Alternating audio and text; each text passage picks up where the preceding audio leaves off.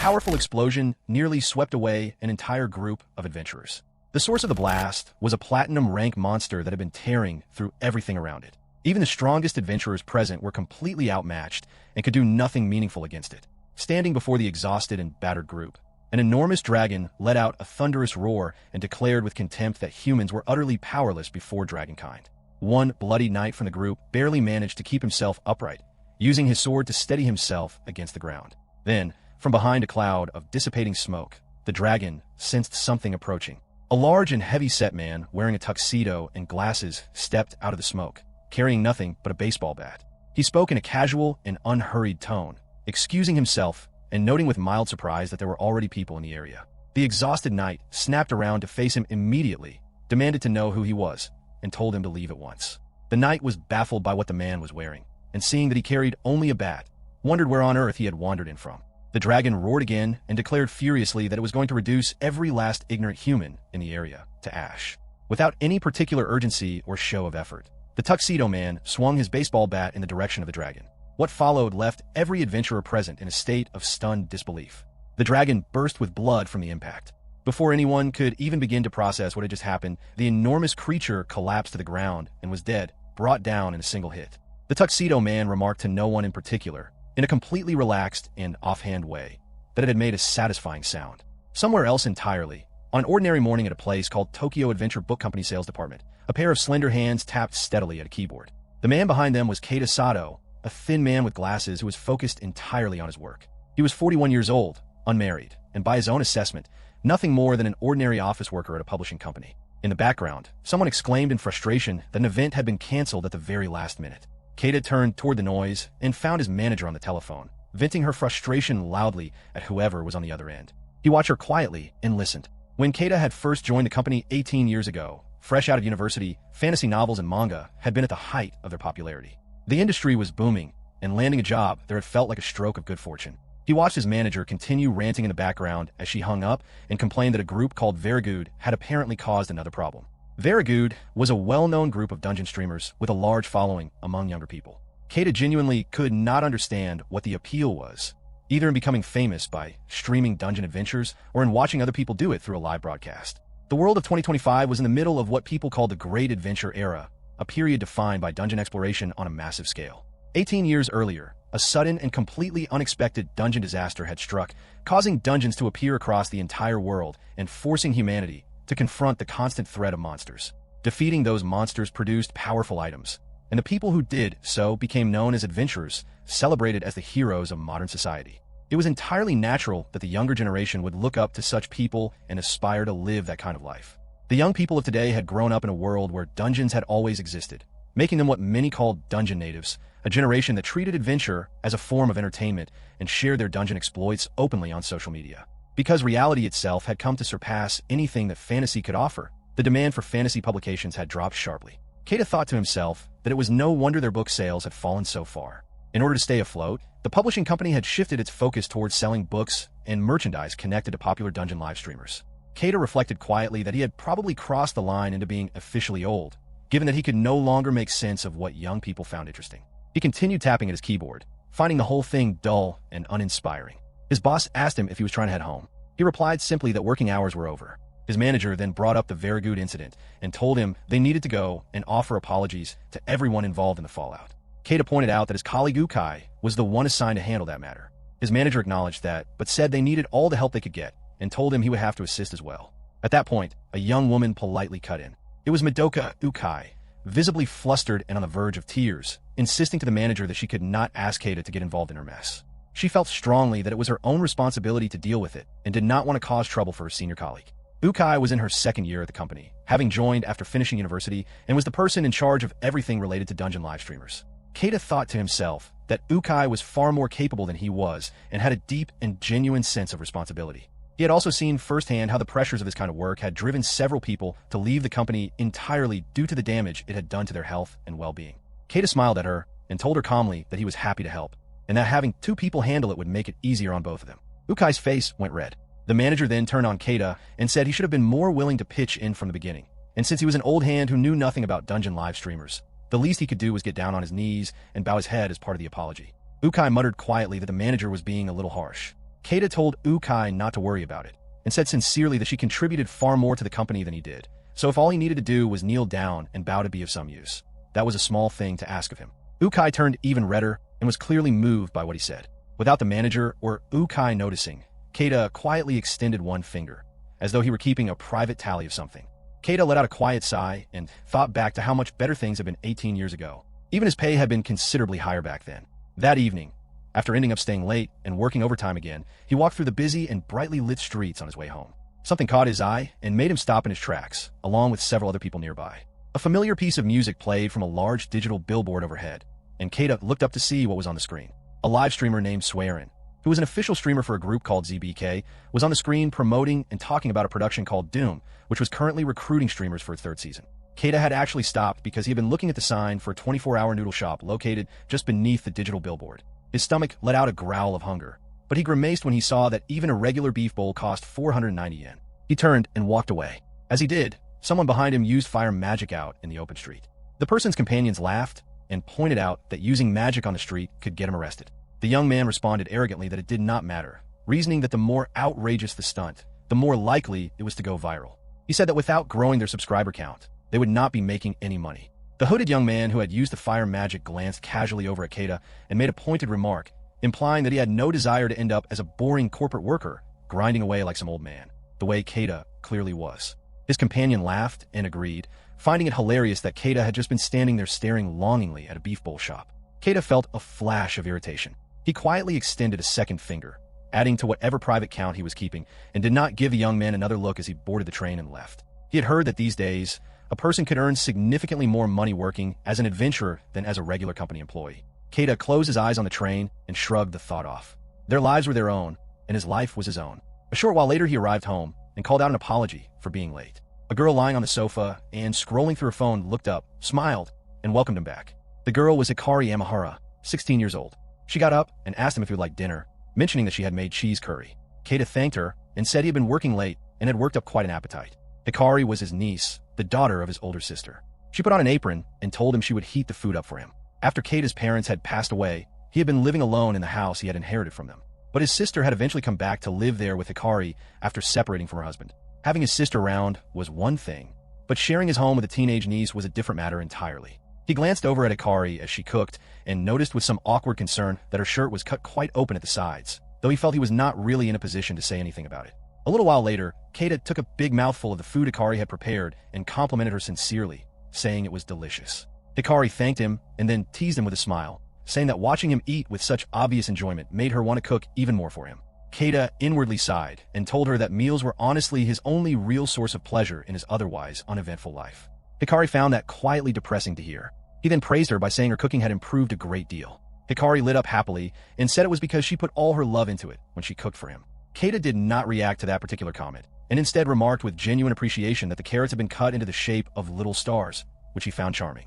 Hikari was mildly exasperated that her uncle still showed no reaction to her more heartfelt remarks. She glanced at her phone and told him he was very hard to read. Then something on her phone caught her attention. It was Very Good, the live streamers. She asked Keita if he knew of them, explaining that they were popular dungeon live streamers and that her friends were big fans. Keita thought privately to himself that he had just spent extra hours at work that very evening cleaning up after their mess. On the live stream, Very Good released a statement to their followers saying that they had no regrets about the recent controversy, that they had simply said what they wanted to say, and that they thought it was unfair that Japan had not accepted it. Keita's patience snapped when he heard them go on to say that they had not caused any trouble and could not understand why everyone was upset. Hikari herself cringed and found their attitude disgusting and arrogant, and then she noticed the dark expression that had settled over her uncle's face. Keita gloomily extended a third finger to his private count. He then abruptly stood up, thanked Hikari for the wonderful meal, and told her he was going out for a little while. Hikari asked with surprise where he was going at that hour. He told her simply that he felt like getting some exercise. He put on his jacket and told her it was getting late and that she should go to bed. She watched him head out and told him to enjoy himself, but after a moment, a slow smirk crept across her face. Out on the busy streets, Hikari had secretly followed her uncle from behind and was filming him with her phone. She had always thought her uncle was a strange person. He went out at odd hours and came back covered in blood, which had startled her more than once. She remembered a particular time when she had been washing his clothes and found an extraordinarily rare item tucked inside his shirt. When she had taken to be appraised, she was told that it was an item that could only be obtained from SSS-ranked monsters found in the deepest layers of a dungeon.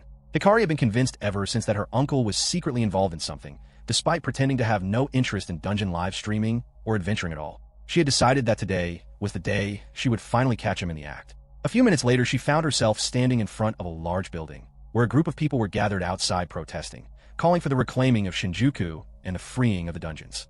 Hikari was completely caught off guard when she realized she had arrived at a batting cage. She peeked inside and watched her uncle pay for an hour at the registration desk, and she smirked to herself. What Hikari had not let on was that she was herself a registered adventurer under the name Hikari Nindo, and that her main skill was stealth, ranked at SSS level. She slipped inside silently, keeping herself hidden as she trailed her unsuspecting uncle. She began to think that nothing seemed particularly out of the ordinary, but then she watched Keita open a door and step through it, and the moment it shut behind him, he simply vanished. Hikari was stunned. She second-guessed herself for a moment before concluding that the door must be an entrance to a dungeon.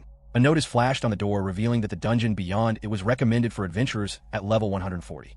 Hikari stared at it in complete disbelief. Keita had walked in without any visible hesitation or concern whatsoever. She could not comprehend why her uncle would spend a paid hour in a place like that. Even an adventurer with gold rank status would not survive 10 minutes wandering around inside such a dungeon. Hikari thought the whole setup felt deeply suspicious and unquestionably dangerous. She reminded herself that she would be fine as long as she used her stealth skill, and she followed him inside. Hikari watched with growing worry as her uncle walked through the dungeon so casually and without any apparent caution. Then an enormous frog emerged from the shadows nearby. Hikari recognized it immediately as a diamond frog, a type of monster known for blending seamlessly into walls and ceilings. She cringed at the sight of it. Diamond frogs were considered lethal weapons in their own right, their skin completely impervious to any form of attack. Hikari's breath caught in her throat and panic set in as she thought about what was coming. An ordinary businessman in a suit would be killed in an instant by something like that. As the diamond frog launched itself at Keita, Hikari screamed out a warning to her uncle, but he did not hear her. Then something shifted in Keita's expression. His glasses caught the light as his face turned calm and focused. As the frog let out a roar, Keita drew his bat and swung it squarely at the creature, sending it flying a great distance away with a single blow. Hikari stood frozen in shock at what she had just witnessed. Keita had taken down the diamond frog with complete ease, and he looked almost delirious with satisfaction as he remarked to himself that it had made a wonderful sound. Hikari could not believe it. Even the top dungeon live streamer, the CEO Owari, had needed 2 strikes from a 300 million yen sword to bring down a diamond frog. But Hikari quickly shook herself back to alertness, reminding herself that her uncle still could not afford to let his guard down. The reason diamond frogs were always spoken of in the plural was because they never traveled alone. They always came in groups. Sure enough, an entire swarm of diamond frogs descended on Keita from all directions. He planted his feet, steadied himself, and launched into a relentless assault. With each swing of his bat, he shouted out what each hit was for. One was for his obnoxious boss. Another was for those rude young men on the street. Hikari watched with her eyes wide open as her uncle tore through the frogs one by one in a single hit each, using the battle as a way to release every bit of frustration that had been building up inside him. For his final strike, he screamed that it was for those self-centered dungeon live streamers who caused endless trouble for other people simply because the only thing they ever cared about was themselves. Hikari stood there completely stunned, barely able to process what she was seeing. Her uncle was unbelievably powerful. When the last frog had been defeated, Keita exhaled slowly with a deeply satisfied expression on his face. Hikari had never once seen him look so full of life before. She stood there thinking quietly, wondering if this was how he had been releasing his stress all along, completely out of sight and without anyone knowing. She felt a wave of sympathy for him. Then a thought crossed her mind. What if she streamed it? She grabbed her phone and started a live stream. Almost immediately, a comment popped up congratulating her on her very first live broadcast. Hikari's face lit up, seeing that comments were already coming in. Someone in the chat asked where they were, pointing out that it did not look like the upper floors of a dungeon. Others quickly chimed in saying it had to be the deeper layers, given that Keita was fighting diamond frogs. Some viewers recognized the monsters from a walkthrough stream that another streamer named Swearin had done, noting that Swearin had managed to defeat diamond frogs, but only barely. Another commenter questioned why Keita was wearing a suit, where his party was, and what equipment he was actually using. Comment after comment flooded in, with some demanding to see Keita's face more clearly. The chat was growing fast and lively. Then, without warning, an explosion went off directly in front of Keita, and from it emerged an enormous serpent. It was a diamond boa, an SSS rank boss monster. The comment section erupted into panic, with viewers expressing fear for Keita and insisting he was in serious trouble. Hikari recognized the creature and cried out in alarm, knowing the diamond boa was a boss monster that was considered far beyond what most people could handle. She screamed for her uncle as the diamond boa lunged at him. But Keita, still deep in the process of letting out all his pent-up frustration, did not hear her. The sound of his metal bat rang out as he used it to deflect the boa's attack and swung back at the creature. The impact was so tremendous that the force of it sent tremors through the dungeon walls all around them. The viewers on the live stream went into a frenzy, many convinced that it was over and that Keita was already finished. Then the diamond boa suddenly stopped moving. The live stream chat fell into confused silence as people asked each other what had just happened and whether Keita was already dead. Hikari was startled to see her uncle still standing there in his suit, holding his metal bat, but somehow looking larger and more physically imposing than before. She could not understand what she was looking at. The live stream feed cleared up and showed Keita's buffed-up form to the audience, leaving everyone watching in a state of bewildered confusion. Keita settled into his stance and raised his metal bat, ready and waiting. He yelled at the diamond boa to bring it on. The creature hissed loudly and launched itself at him again with tremendous force, sending powerful winds surging through the dungeon. Keita closed his eyes for just a moment, and his mind drifted back to the past. He remembered being a young pupil, being ordered by a classmate named Shun to do the cleaning that day in his place.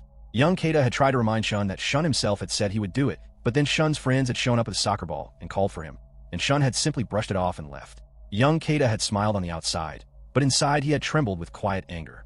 He remembered how it had always been that way, how he always ended up with the unpleasant tasks, how everyone always came to him with their demands. Some of his classmates had felt sorry for him back then. Others had laughed and said it was fine because he always smiled and went along with things, so he must enjoy helping people. Then more recent memories surfaced. His manager calling him an old-timer who knew nothing about dungeon live streamers. The arrogant young man on the street saying he never wanted to end up as a corporate loser like him. And then Verigud's completely unapologetic statement, broadcast to the world while he had spent extra hours at work cleaning up the mess they had made without a single word of acknowledgement or thanks. Keita's grip on his metal bat tightened until his knuckles went white. He thought about every audacious and selfish thing that had been said and done to him, and something inside him reached its breaking point. He let out a furious roar and swung his bat at the diamond boa with everything he had. The creature burst with blood and was sent flying through the air. Every single person watching the live stream, including Hikari herself, was shaken to their core. The diamond boa crashed to the ground, defeated. The live stream exploded with reactions. Many viewers refused to believe what they had just seen, insisting there was no way someone could defeat a boss monster in the deeper layers of a dungeon using nothing but a cheap metal bat. Others declared with excitement that a remarkable newcomer had appeared. Though nobody had gotten a clear look at Keita's face, some commenters guessed from what little they could see that while he might be new to streaming, he looked like he was not a young man. Most of the comments poured in with praise, saying it was incredible and that the sound of the bat connecting had been deeply satisfying. Both enthusiastic and skeptical comments filled the chat in equal measure. Hikari's hand holding the phone was trembling with excitement as she watched the stream going viral in real time. She stared at her uncle in utter amazement as he stood there drenched in the blood raining down from the diamond boa. She thought to herself that her uncle was simply the best. By the time that night's stream was done, she had already gained over 10,000 subscribers. Keita, having finished off the boa, let out a long, satisfied breath and felt genuinely great for the first time that day. Hikari smiled to herself, already catching the overwhelming scent of money in the air. 18 years ago, dungeons suddenly appeared all over the world in an event that came to be known as the Dungeon Disaster. This completely unprecedented catastrophe threw Japanese society into a state of great confusion, and both the internet and mass media were flooded with speculation and alarm about what it all meant. The world was on the verge of changing forever. And yet, at that very moment, the ordinary office workers of Japan were doing exactly what they always did. They were working. Keita Sato was 23 years old at the time. On the very first day of the disaster, employees were allowed to leave work early. The trains had stopped running, and the air was thick with a sense that something extraordinary and historic was unfolding. But by the following day, the trains were running again, and workers were hurried back to their desks, as though nothing of any significance had happened. Japan was far too eager to restore a sense of normalcy. Keita had no particular drive or motivation toward anything at that point in his life. It was around that time that he first truly understood, now that he was a working adult, that having a hobby required both time and energy, two things that were in very short supply. The only hobby he had managed to hold onto was found at a batting cage in Shinjuku. That day, he was determined to earn the batting challenge certificate for hitting a ball thrown at 160 kilometers per hour. Some people might have thought it foolish to go to a batting cage when completely drained from work, but that time was something he could not bring himself to give up. It was how he relieved stress. He gripped his metal bat tightly as the ball came flying toward him at incredible speed. Meanwhile, on the other side of the batting cage, the storekeeper let out a terrified scream. Something other than a ball was bouncing and flying around the area. A man had been struck and impaled by something moving at a horrifying speed. As it rolled across the ground, a surviving bystander noticed something wriggling out of the impaled man. It was a small monster. Everyone in the batting cage erupted into panic, scattering in every direction and running for their lives. Keita, still fully focused on his challenge, was annoyed by the noise just as he was beginning to find his rhythm. He was deep in concentration when the tiny monster suddenly burst out from the wall directly in front of him. Without thinking, Keita swung his metal bat with precise timing, instinctively matching the speed of whatever was moving toward him, not knowing for even a second that it was not a ball. Instead of hitting a pitch, Keita had accidentally struck the metal slug, the very creature responsible for the chaos that had been unfolding around him. Metal slugs, as it happened, were known for yielding an enormous amount of experience points when defeated. Completely unaware of any of this, Keita was overjoyed at what felt like a perfect home run and let out a shout of pure delight. The metal slug he had unknowingly taken down lay on the floor nearby. Keita ran excitedly to the manager to ask for his home run certificate, but the joy drained from his face instantly when he took in the scene around him. Dead bodies were scattered across the floor. He had no idea what had happened. Keita was jolted awake by the sound of his alarm. He sighed and muttered to himself that he had sweated a great deal in his sleep. The ball he had hit by accident had been a monster. It sounded completely absurd, but it was the truth. And yet, just because something miraculous had happened by chance did not mean his life had changed in any meaningful way. Going to the dungeon was simply his hobby, nothing more. He remained, in every way that mattered, a perfectly ordinary office worker. He straightened his tie, composed himself, and walked out of his room. Waiting for him in the dining area was a woman who invited him to have some coffee. Keita said he would gladly have some. The woman then asked him why he was being so distant and formal with her, and questioned whether he was uncomfortable about the fact that she had come home unexpectedly. The woman was Hikari Amahara, formerly Hikari Sato, his older sister by 2 years and the mother of Hikari. Keita sat down and explained that with Hikari around the house, he felt he needed to carry himself like a proper adult rather than falling back into the casual way siblings spoke to each other. Hikari said it was mature of him, but then asked where he had been the previous night. Keita inwardly went on alert. Hikari recalled that when she had come home, the house had been completely empty. Keita felt nervous and thought quickly to himself that he absolutely could not tell her he had been going to the dungeon every single night to beat up monsters as a way of working through his stress. His sister grabbed him and shook him, telling him with exaggerated emotion that she had been terribly lonely and demanding that he greet her properly when she came home. Keita, confused, asked where Hikari had been, since he clearly remembered telling his niece to go to bed. With tears forming in her eyes, Hikari told him that Hikari had told her she was out doing a live stream in the dungeon. In the middle of the night, Keita was alarmed and told his sister firmly that it was dangerous and that she needed to put a stop to it. Teenagers were genuinely difficult to handle. After all, Hikari agreed, but then pointed out that live streaming was currently one of the most profitable things a young person could do. Keita looked through his phone and found that his niece did indeed have her own channel with 1,503 subscribers and 5 uploaded videos. He was not entirely sure whether that number was considered impressive or not. His sister said it was pretty modest. She then remembered that Keita worked in a field connected to this sort of thing and asked him about it. He agreed absent-mindedly. Hikari then said seriously that she did not want to be the kind of parent who crushed her child's dreams and stopped her from pursuing what she loved. Keita looked at her. Hikari continued, saying that in that case, she wanted Keita to be the one to stop Hikari. Keita told his sister not to make him play the villain in this situation. As he prepared to leave for work, his sister asked if he had eaten breakfast and offered to put something simple together for him. Keita declined and said he would pick something up at a convenience store on the way, then told her he would be back later. A few minutes later at the train station, he walked past a group of people who were talking about someone being called the Shinjuku batter. He overheard 2 high school students discussing how this Shinjuku batter apparently used nothing but a metal bat as a weapon. One of them asked the other whether the Shinjuku batter was a live streamer, and the other confirmed that they were. Keita listened and sighed, already feeling tired as he was reminded that today was yet another day he would have to go in and clean up the fallout for Vergood's mess. Just thinking about it made his stomach turn. The people around him continued chatting about the Shinjuku batter as the conversation spread. Keita thought to himself that since dungeon live streamers were directly connected to his line of work, it would probably be worth learning a little more about them. He found himself wondering idly what kind of person the Shinjuku batter actually was. He sighed again and glanced behind him, noticing that the businessman standing nearby looked absolutely exhausted. When Keita arrived at his workplace, a visibly shaken and disheveled Ukai greeted him with a good morning. He asked right away whether she had been up all night. She confirmed that she had, explaining that Vergood's apology video had gone viral once again and that their sponsors had been furious, forcing her to spend the night writing and sending out sincere apology emails to each of them. Keita looked at her pitiful state and covered his mouth. He reached into his bag and told her she needed to get some rest. He handed her some food. Ukai thanked him gratefully for the rice ball. Keita advised her that once she had eaten, she should take a nap and then have a shower, pointing out that she had been sweating quite a lot.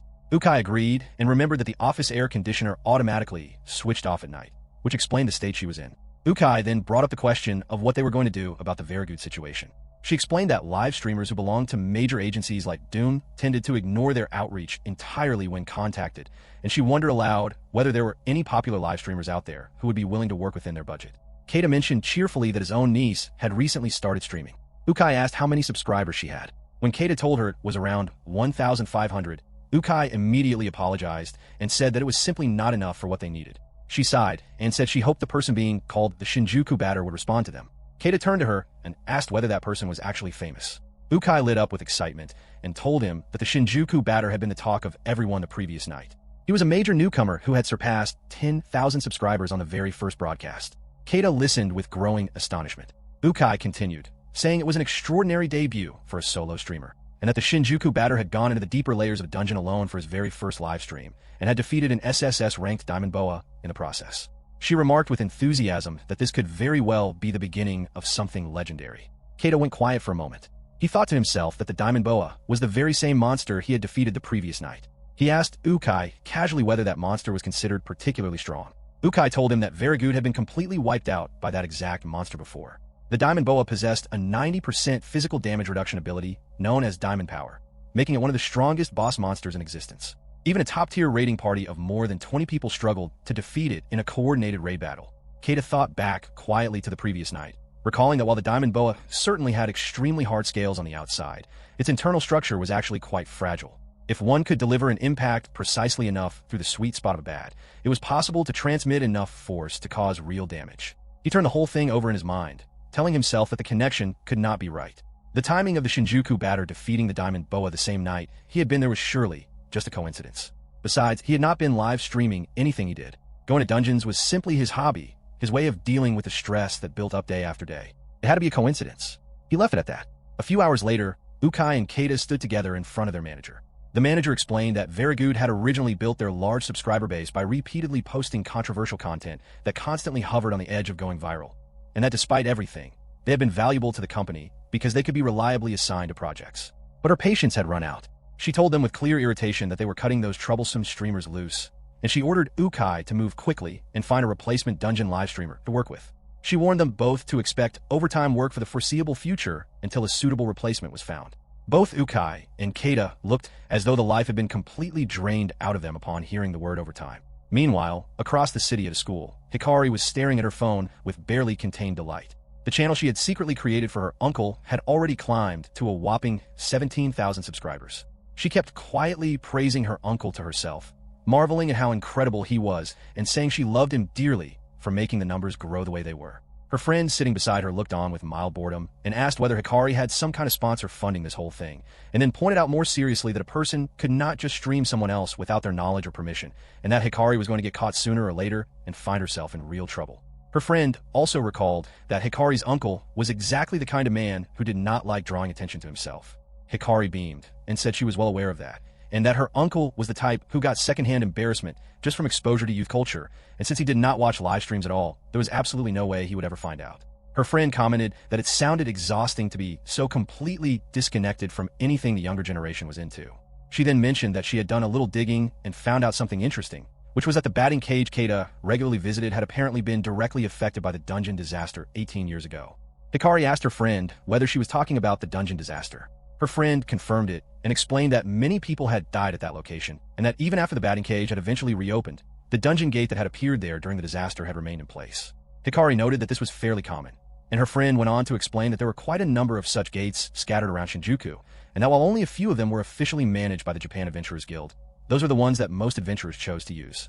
Hikari said it made sense since they were convenient and well-maintained. Her friend agreed, but then added something more significant. She told Hikari that the particular gate her uncle used was one that led directly to the deepest layer of the dungeon, meaning that even the highest-ranking adventuring parties could face death if they charged in without proper preparation and caution. Hikari was thrilled by this revelation and praised her uncle with admiration, thinking he was genuinely incredible. Her friend then shifted to a more serious tone and pointed out that Keita had been someone who had helped Hikari through genuinely difficult times in her life. She asked Hikari plainly whether it was really acceptable to expose someone like that to the public without his knowledge or permission.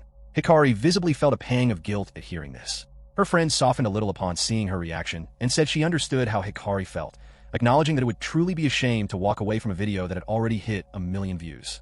Hikari agreed and told her friend Mia that she would tell her uncle the truth. Mia said that was the right decision, but then Hikari added the condition that she would tell him the truth after she had become a billionaire first. That left Mia completely caught off guard. A little while later in the school hallway, Hikari told Mia that in the meantime, she was going to set up filters to obscure her uncle's face and personal information.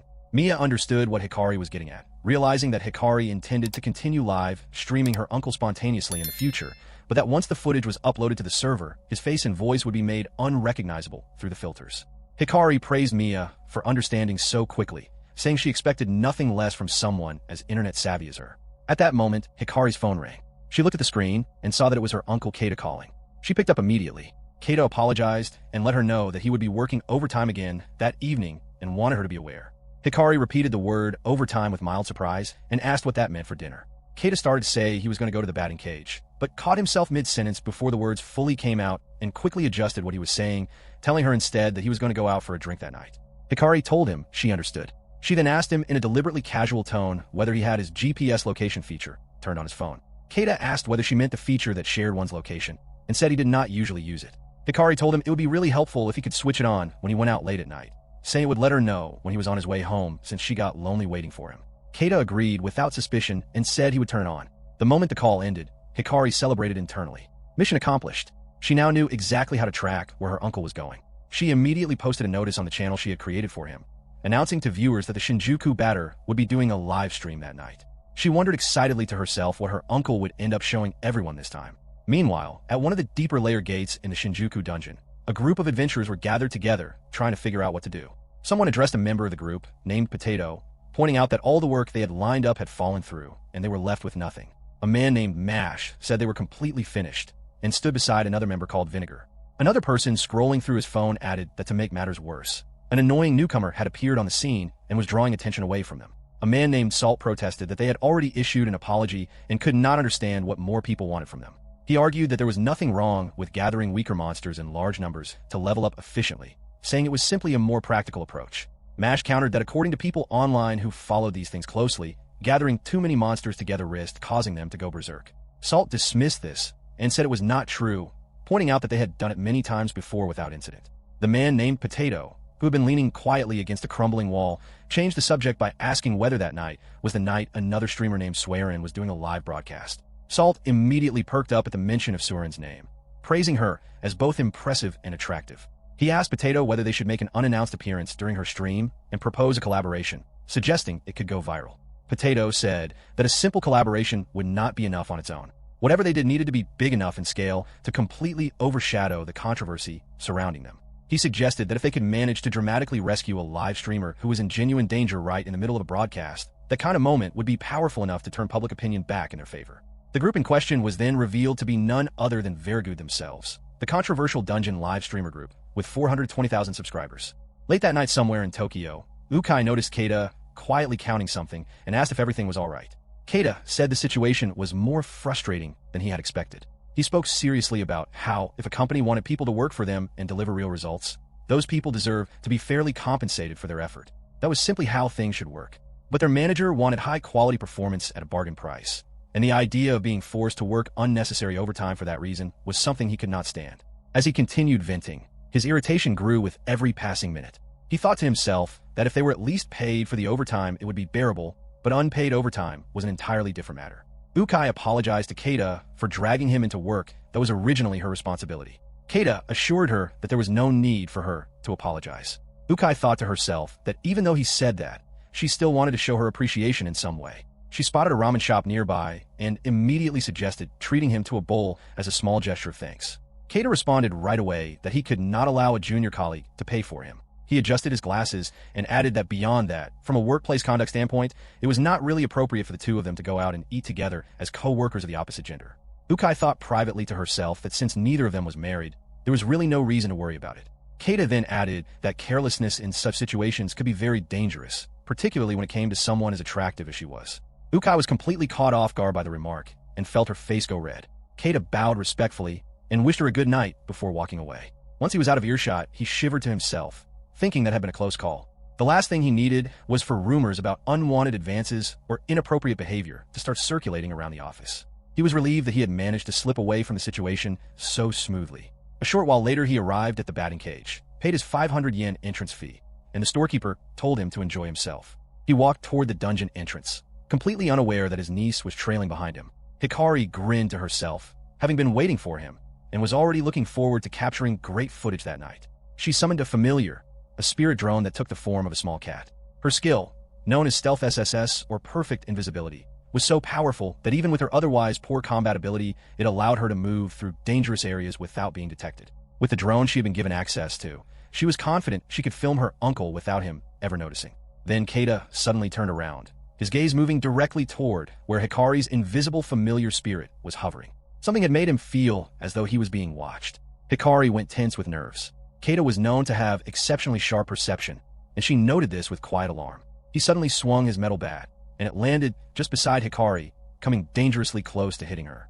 Hikari's heart nearly stopped. She was terrified of being discovered. Keita felt that something was definitely there. Then by accident, the tip of his metal bat made contact with something directly in front of him, poking it in a way that confused him completely. He muttered to himself about what the strange, squishy surface could be. He turned the possibilities over in his mind, wondering whether it was some kind of monster or perhaps a slime, before considering that it might be something else entirely. Hikari stood frozen, desperately trying not to make a single sound or movement. Then, from deep within the dungeon layer below, a loud siren suddenly blared out. Keita let go immediately and turned his attention toward the source of the sound, heading off in that direction. Hikari exhaled with enormous relief. Meanwhile, down in the Shinjuku dungeon at the border area of level 140, an adventurer named Swearin had just made a terrible discovery. What had appeared to be a treasure box turned out to be a trap. Her teammates immediately alerted her that it was a serious situation, as diamond frogs had begun gathering around them in large numbers. One teammate pointed out that even a single diamond frog was a difficult and exhausting enemy to deal with. Another girl on the team panicked and asked how many there were, quickly concluding in her panic that they were all going to die.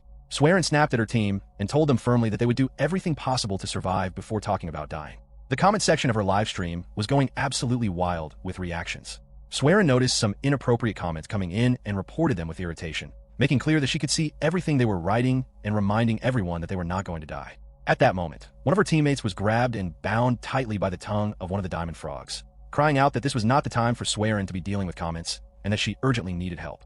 Swearin assessed the situation and realized that if things continued this way, they would be completely wiped out. She drew her sword and summoned a water-based spell, chanting the name of her attack as she unleashed a powerful torrent of water at her target. To everyone's shock, the attack appeared to have no effect whatsoever. Not a single point of damage. Before Swearin could react, a diamond frog lunged at her and bound her tightly with its tongue, squeezing harder and harder. Just as her situation became truly desperate, Keita appeared from behind her, fully powered up and ready. In an instant, the frog that had been restraining her was completely obliterated, freeing Swearin immediately. The comment section of her live stream erupted into chaos at the sight. Keita's face appeared on screen in a blurred and distorted form, as the streaming system automatically applied an AI filter to obscure the faces and voices of any adventurers who had set their accounts to private or any general members of the public who had not given their consent to be shown. What the viewers saw was a man in a suit, holding a metal bat. The question exploded across the comment section almost immediately. Was this man the Shinjuku batter? Swearin herself stood there in stunned silence, staring at him. Keita stood positioned in front of Swearin and her teammates, facing the remaining diamond frogs. Above them, Hikari's invisible, familiar spirit hovered with its camera. The live stream had already climbed to 32,055 viewers. Hidden behind a wall, Hikari was giggling to herself as the view count continued to surge by the thousands. She thought her uncle was absolutely the best. The fans watching the stream were going wild, with some arguing about whether this was a planned collaboration, while others insisted it could not be, that Swearin and the man in the suit had simply happened to be in the same area at the same time. Hikari was delighted that she had thought to leave a link to her channel in Swearin's comment section, though she also found herself marveling at how fortunate her uncle had been to randomly cross paths with a top streamer like Swearin. She laughed to herself, realizing that because Swearin's stream had been dramatically interrupted, more and more people were being funneled directly to her channel. She could practically hear the sound of money rolling in. Back where Keita stood, Swearin and her teammates watched everything unfold in complete disbelief. Swearin thought to herself that the three of them had struggled enormously just trying to deal with the diamond frogs, and she could not begin to comprehend how Keita was capable of what she had just witnessed. He was frighteningly strong. A gem rolled across the ground as the last of the frogs went down. Keita wiped the sweat from his face with his handkerchief and remarked casually to himself that this area was essentially a beginner's level and was perfectly fine for some light and casual fun. Swearin told him flatly that he was talking complete nonsense. Keita replied that he felt he could say the same thing to her, and asked her what she had been thinking, setting off a dungeon alarm in the border area. One of her teammates quickly explained that they had not done it on purpose, that they had simply opened a treasure chest, and the alarm had triggered on its own. The chest had also been completely empty, which had left them as confused as anyone. Swearin backed her teammate up and told Keita that they were the victims in this situation. Keita asked whether she could actually prove that, making it clear he was not simply going to take anyone's word for it, since letting his guard down, even for a moment in a place like this, was not something he was willing to do. Swearin studied the man in front of her, taking in his absurd level of strength, his metal bat, and the fact that he was wearing a suit of all things. Having heard what he said, she told him that since they were live streaming, he was free to check the footage for himself and see that they had done nothing wrong. She was quietly thinking to herself that there was no longer any doubt in her mind. The man standing before her was without question the Shinjuku batter. Keita considered what she had said and concluded that the girls were indeed telling the truth, which left him wondering who the actual culprit behind the trap might be. Swearin told him directly that she recognized who he was and that he was the incredibly strong individual everyone had been talking about recently. Keita replied without missing a beat that he was simply an ordinary civilian who happened to be passing through. Swearin and her teammates were taken aback and pushed back, pointing out that ordinary civilians did not venture into dungeons alone. Keita responded with dry humor that their assumption was called prejudice. He then politely asked Swearin and her team that since they were live streaming, he would appreciate it if they could be discreet and respect his privacy. One of Swearin's companions quickly assured him that the stream was already over. The girls then turned slightly away from him and whispered among themselves, commenting that someone was live streaming on the Shinjuku batter's channel and had even posted the URL, and yet he was standing there pretending not to know anything about it. Swearin whispered back that she genuinely did not understand it either, but pointed out that he had helped them out of a very dangerous situation, so they should keep quiet and not say anything about it. The others agreed. Keita watched them whispering in front of him and assumed privately that they were probably commenting on what a gross old man he was. He thought to himself that young girls were deeply intimidating. He was also well aware that Swearin's channel was affiliated with a major agency Doom, making her someone even he recognized. He had a growing feeling that the more he stayed and got involved, the more troublesome things would become. With that thought, he turned and started walking away, leaving the girls confused by his abrupt departure. Swearin immediately ran after him and called for him to wait. Keita turned back to her with a flat and unenthusiastic expression and asked what else she could possibly want. Swearin told him not to look so irritated and said that she at least wanted to do something to thank him for what he had done. Keita responded by laying out a hypothetical situation. He described a scenario in which a bicycle runs a red light and darts into the road just as a truck comes barreling toward it. He asked Swearin whether in that situation, the bicycle was the one that had darted out recklessly. She asked if that meant they were the ones who had done something careless. Keita continued, saying that a person watching could reach out and prevent the accident just before it happened, but that it would feel genuinely unpleasant to deliberately look the other way and let it happen. He concluded by explaining that he had helped them simply so that he himself would not feel like a bad person, and therefore there was no reason to thank him, as the whole matter was too much trouble to draw out any further. He turned and walked away. Watching his retreating figure, Swearin felt a flash of irritation. She thought to herself that he was obnoxious and incredibly annoying. Her teammates voiced similar feelings, saying that just because he was powerful did not give him the right to speak to people the way he did. But then, still watching his back as he walked away, something shifted in Swearin's expression. A faint blush crept across her face as she quietly admitted to her teammate that he was actually kind of cool. Her teammates were caught off guard by the sudden change. They quickly reminded her not to get carried away just because the live stream had ended, warning that if her fans ever saw that dreamy expression on her face, she would be in serious trouble. Back on the live stream that Hikari had set up, the viewer count had skyrocketed to 51,427. Comments poured in praising Keita, with some saying they deeply respected his choice not to show his face. Others expressed disbelief that he had actually managed to rescue Swearin. One commenter said dramatically that if Swearin ended up in a relationship with an older man because of all this, they would not be able to handle it. But another comment quickly appeared saying that Keita was genuinely strong and honestly kind of cool. Hikari looked at the flood of comments with a satisfied smirk, thinking that it was entirely in keeping with her uncle's character, and perhaps even beyond what she had expected, that when approached by a cute girl, he had brushed her off completely without a second thought. It was very typical of him. As Hikari rested for a moment, something about the trap began nagging at her. She knew that when adventurers first learned a skill, they were taught to think about it using an analogy. Imagine a tree growing straight upward. The thick trunk represented the main skill, the core ability that every awakened adventurer was required to learn. In Hikari's case, her trunk was Stealth SSS, a remarkably convenient ability that allowed her to conceal both her appearance and her presence entirely. Just as branches grew outward from a trunk as the tree matured, adventurers could acquire sub-skills as they leveled up. For instance, Hikari had a sub-skill called Ninja Art B, which she could transform into a drone-like familiar. Beyond that, she also had access to an ability called Appraisal. Hikari used Appraisal on the treasure chest that had triggered the alarm. The viewers watching her livestream praised her for trying it, but then someone in the comments pointed out that the chest did not look like the kind of treasure box that normally appeared in the border area. It looked noticeably worn and out of place. The rest of the comment section quickly agreed, with someone adding that it looked like it had come from an upper layer and speculating that someone must have physically brought it down there and placed it deliberately. The comments immediately filled with theories that someone had intentionally targeted Suerin and her team. Hikari thought deeply about this and concluded that someone had attempted what was known as an MPK, or monster player kill, a tactic where a person used monsters as a weapon to attack other adventurers. Whoever had done this had specifically targeted Suerin's scheduled livestream, and that thought sent a chill through her. Then an idea struck her. She stood up and reasoned that if someone had planned and carried out such a deliberate act, the culprit might very well still be hiding somewhere nearby. She immediately summoned another of her familiar spirit drones and sent it searching. A few moments later, a grin spread across her face. She had found them. Hikari's familiar spirit drones managed to capture footage of an anxious Potato while his teammates crowded around him in a panic, pressing him about what they were going to do next. Potato snapped at them not to ask him, cursing under his breath about why on earth such powerful monsters from the deeper layers had been drawn to the area. Watching the feed on her phone, Hikari was shocked when she realized the group looked familiar. Both she and the viewers commenting on her live stream recognized them at the same time. They were very good. Meanwhile, Suerin was still hurrying after Keita, pleading with him to wait because she had not even had the chance to properly thank him yet. Keita declined without breaking his stride, saying it was not necessary. Suerin insisted that she at least be allowed to express a small amount of gratitude, but Keita declined again. Growing increasingly flustered and red in the face, Suerin finally gave up on the idea of thanking him and instead asked if he would at least give her his contact information. Keita's expression became even less enthusiastic than before as he refused her absolutely. One of Suerin's teammates watched the whole exchange and remarked that it was quite a scene to witness.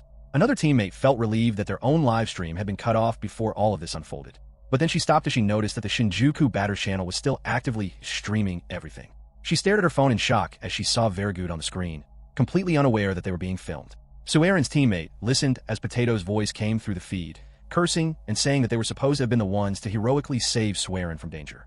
His teammates tried to console him by saying it had simply been bad luck and was not their fault. Suerin's teammates were barely containing their fury at what they were hearing.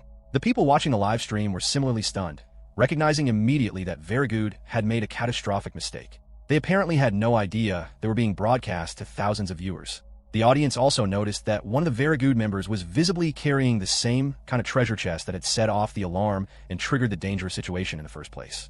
Suerin's teammates called out to both her and Keita, alerting them that the people responsible for planting the treasure chest were nearby and that they were going to go after them. Suerin understood immediately. She raised her hand and cast a water-based spell she called Water Mirror, sending ripples spreading outward through the surrounding water.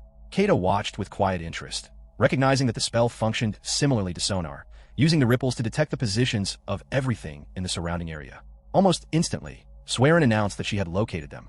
She chanted again and unleashed a second, far more powerful spell called Great Vortex. A massive churning torrent of water surged outward and caught every member of Vergood completely off guard, sweeping them up before they could react. One of Suerin's teammates murmured that perhaps it had been a little excessive. Keita observed quietly that the spell created a large vortex capable of restraining enemies across a wide area, that it worked in coordination with changes in the surrounding terrain, and that its particular strength lay in how long it could sustain its effect. He told them it had been exactly the right call to make. Suerin felt genuinely pleased to hear him say so. Then both Hikari watching through her stream and Suerin standing beside him noticed something shift in Keita. A heavy and oppressive aura seemed to suddenly surround him, filling the air around him with a dense and unsettling pressure. Meanwhile, the members of Vergood were struggling helplessly against the powerful water magic that had engulfed them. Potato was furious and could not understand why this was happening to him. He ordered his teammates to get out of the area as fast as they could. His panicked teammates shot back that escaping from a raging torrent of that magnitude was impossible, even with the enhanced physical abilities that adventurers possessed. Potato told them harshly to be quiet. He declared through gritted teeth that he would never forgive whoever had put him in this situation. Then one of his teammates spotted Keita moving through the chaos toward them and called out in alarm, demanding to know who he was. Potato's expression hardened, and he ordered his team to open fire on Keita immediately. His teammates complied without hesitation, unleashing a barrage of magic attacks directly at him. The smoke and force of the impact looked devastating, and for a moment they believed they had hit him. But as the smoke cleared, Keita was standing completely unharmed. Every single member of Vergood went still with shock. Potato composed himself and ordered them to target Keita's footing instead. They attacked the ground beneath him, and as the surface gave way, they believed for a moment that they had finally succeeded in bringing him down. Keita fell, dropping toward the massive vortex churning below him. Potato braced himself for what he assumed would be the inevitable outcome. What he witnessed next was something he could not believe with his own eyes. Instead of plunging into the water, Keita landed on its surface and ran across it as though it were solid ground. Everyone watching, both in person and through the live stream, was left in stunned amazement. A voice from deep in Keita's memory surfaced at that moment. It was the voice of a former boss, a thoroughly unpleasant man who had once told Keita that he was going to teach him the secret art of working overtime. The memory came back with painful clarity. That boss had told him that even when his body reached the very limits of its physical strength, as long as he had not yet lost consciousness, he could keep going. He had told Keita to keep moving his hands, to keep working, right up until the moment he blacked out. The former boss had explained it to Keita using the analogy of running on water, saying it was like lifting the left foot just before the right foot had time to sink beneath the surface, and then immediately doing the same with the right foot before the left could sink. By repeating this endlessly without pause, a person could run across the surface of water indefinitely. At the time, Keita had assumed it was nothing more than a metaphor for pushing through something that seemed impossible. His former boss had insisted that if a person kept doing it without stopping, they could effectively work forever. Now, running across the churning surface of the vortex, Keita confirmed to himself that his former boss had actually been right. Even so, compared to the unreasonable and grinding daily workload he had been forced to endure at that job day after day, running on water felt like the easiest thing in the world. Keita arrived directly in front of the entire group of Very Good members, and the sheer force of his presence drained the color from every one of their faces. Screams rang out all around the area. Without a great deal of ceremony, Keita swung his bat and struck Potato squarely across the face. He then excused himself in a completely casual and unhurried tone as though nothing significant had happened. Potato clutched his broken nose, visibly shaken and frightened. Suerin hurried over to Keita and addressed him respectfully. Keita frowned at being called sir. One of Suerin's teammates leaned close and whispered to her that Keita's channel was still live streaming and that she should be very careful about what she said. Suerin looked guilty and acknowledged that she understood. The same teammate began scanning the surrounding area, searching for any sign of the device being used to film the stream. She could not spot anything at all. She reasoned quietly to herself that whoever was operating the camera on Keita's behalf was almost certainly someone with a very high-level stealth skill, and that person would need to be exceptionally skilled to remain completely undetected in a place like this. All of the Very Good members were shown sitting slumped against the rubble on the live stream. Suerin turned to face them and scolded them sharply, telling them that she and her teammates could have been killed because of what they had done. Then Keita quietly knelt down in front of the group. Potato demanded to know what his problem was. As Keita looked at their faces, he knew with complete certainty that he was not mistaken. These were the very people who had been the cause of his relentless overtime work for days on end. The oppressive aura around him intensified as he clenched his teeth, looking at them. He reached out and grabbed Potato by the collar, lifting him clean off the ground. He demanded that Potato answer him honestly about what exactly they had been doing down there. Potato panicked and tried to tell Keita to calm down.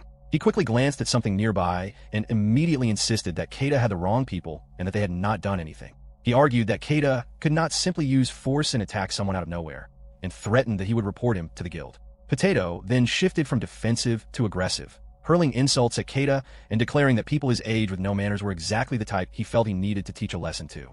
Keita thought to himself that something was seriously wrong with this person. Potato then threw his sword directly at the treasure chest, which triggered yet another dungeon alarm.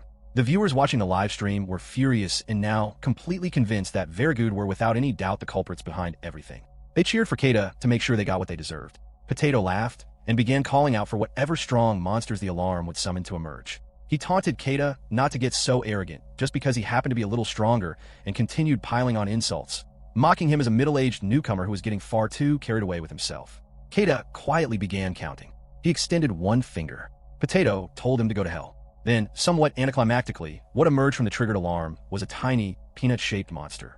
The people watching the live stream burst out laughing, commenting that it was an utterly weak and harmless little creature. The small monster began throwing tiny punches at whatever was around it.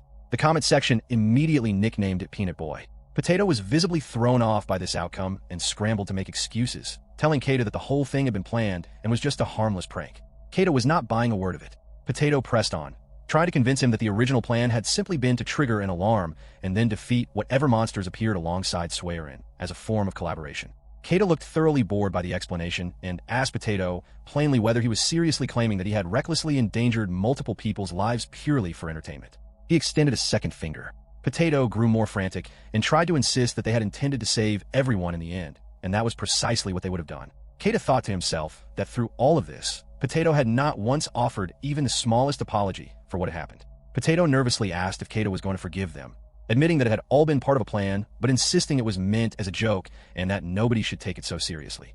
Keita extended his third finger and said nothing for a brief moment. Then he drew back and sent Potato flying through the air with a single powerful swing of his metal bat.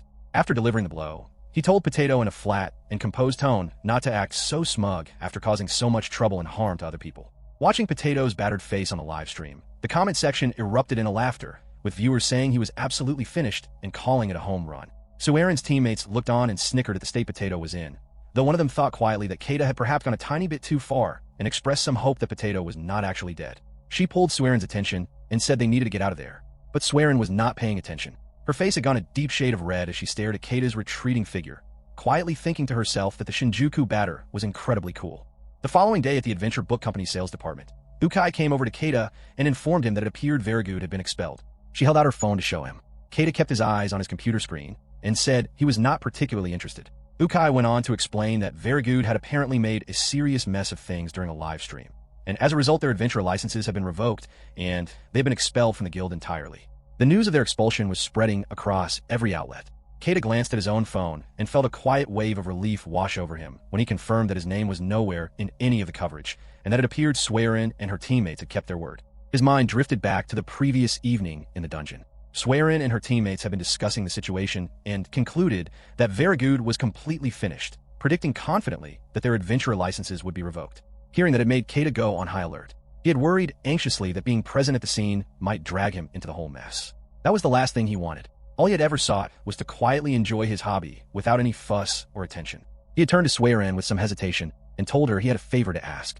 Suerin had responded warmly and said he could ask her anything at all. Keita had requested that if anyone came to her asking about what had happened that night, she keep him out of it entirely. Suerin and her teammates had been visibly surprised by this. Suerin had told him she could do that, and then smiled and said she had a favor to ask in return. The way she smiled had made Keita feel uneasy about what she might be planning. Back in the present, Ukai excitedly shared with him that the Shinjuku batter had already surpassed 80,000 subscribers, and said she wished someone like that would be willing to work with him, since the big-name streamers affiliated with Doom always ignored their outreach. She felt increasingly hopeless about ever finding anyone capable of replacing Vergood. At that moment, a message from Suerin appeared in Keita's inbox. He stared at it with a troubled expression, wondering what she was up to. He had ended up exchanging contact information with her, and he already felt it was going to be nothing but a headache. Ukai noticed that Keita looked bothered and asked whether he had been spammed with something. Keita agreed that it was something along those lines, vaguely describing it as a young girl trying to rope him into some kind of dating app situation, and said he found the whole thing distasteful. Ukai responded with surprise and said she had received those kinds of messages too. She shared that she had once been contacted by someone posing as an idol asking to be friends, and that a friend of hers had actually been scammed through something similar back in junior high school. She then asked Keita whether he used a particular messaging app. He said yes and mentioned that it was convenient for staying in touch with his family. Ukai lit up and said she used the same one, then asked cheerfully if they could exchange contact information with each other.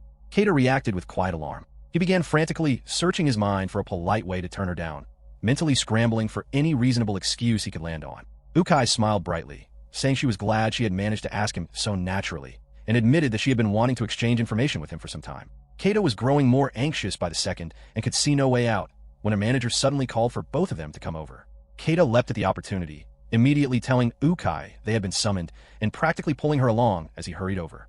He was privately grateful that his boss had unknowingly rescued him from the situation. Moments later, they stood in front of their manager, who looked visibly dejected. Keita sensed immediately that another problem was on the way. Their manager asked whether they had found a replacement for Vergood yet. Keita answered that it had only been one day and they had not heard back from anyone. The manager acknowledged that and then held up a magazine for them to look at. She said the situation was bad, genuinely bad. Keita recognized it as their company's flagship magazine. Their manager explained the problem. Vergood had been scheduled to have an exclusive full-color article serialized in the center spread of the magazine, starting the very next week. All of the surrounding advertising space had already been filled with related merchandise and sponsor placements, and the company had been counting on that to give them some breathing room financially. Keita pointed out that the content itself was the editorial department's responsibility, not theirs, since they were in sales. The manager acknowledged this, but said the editorial department was already completely overwhelmed with their own workload. She got straight to the point. She ordered Ukai to go and make a sales pitch directly to Doom Pro, and told Keita to support Ukai in delivering that pitch. Ukai asked to confirm whether she meant Doom Production, the company that managed multiple streamers each with over 1 million subscribers and the leading company in the entire industry, with Suerin's channel among its roster. The manager confirmed that was exactly who she meant. Ukai then asked whether they had been given a larger budget to work with for this. The manager said no, their budget remained just as tight as before. She smiled and told them that this was precisely where their sales skills were meant to shine, and said she was counting on both of them. Keita and Ukai slowly turned to look at each other with matching expressions of disbelief, and then both let out a cry of stunned protest at exactly the same time. Inside the offices of Doom Production, Keita and a visibly trembling Ukai sat across from Kinya Kachidoki, the manager of the company. Kinya held a cigarette and acknowledged that his visitors were from a publishing company. Keita introduced himself, and Ukai thanked Kinya for making time for them on short notice, and explained that they had come to propose a collaboration. He told Kinya that Ukai would walk him through the details. Kinya gave a nod and told them to proceed. Ukai gathered herself and launched into her explanation. After she had finished laying everything out, Kinya responded with open dismissiveness, calling the proposal boring and pointless. Ukai faltered. Kinya grinned and asked them plainly what Doom Production would actually gain from working with them. He went on to question what the point was of appealing to the relatively small number of readers their magazine reached. He told them to come back when they had tripled their circulation, adding with a boast that even their weakest performing streamer had more followers than that. Listening to him, Keita understood clearly that Doom Production had never had any real intention of doing business with them from the very beginning, and that it made complete sense given the gap between the two companies. Kinya continued, saying that in the current era, it was absurd to talk about media reach when they were dealing with nothing more than a print publication. He dismissed the whole meeting as a waste of everyone's time. Then Kinya's attention drifted to Ukai, and his expression shifted. He cleared his throat and leaned toward her, telling her that there was an upcoming party with an important industry figure and several live streamers, and that he could get her an invitation. He suggested she try talking to this industry bigwig directly, saying that if she could put him in a good mood, there might be some work in it for them.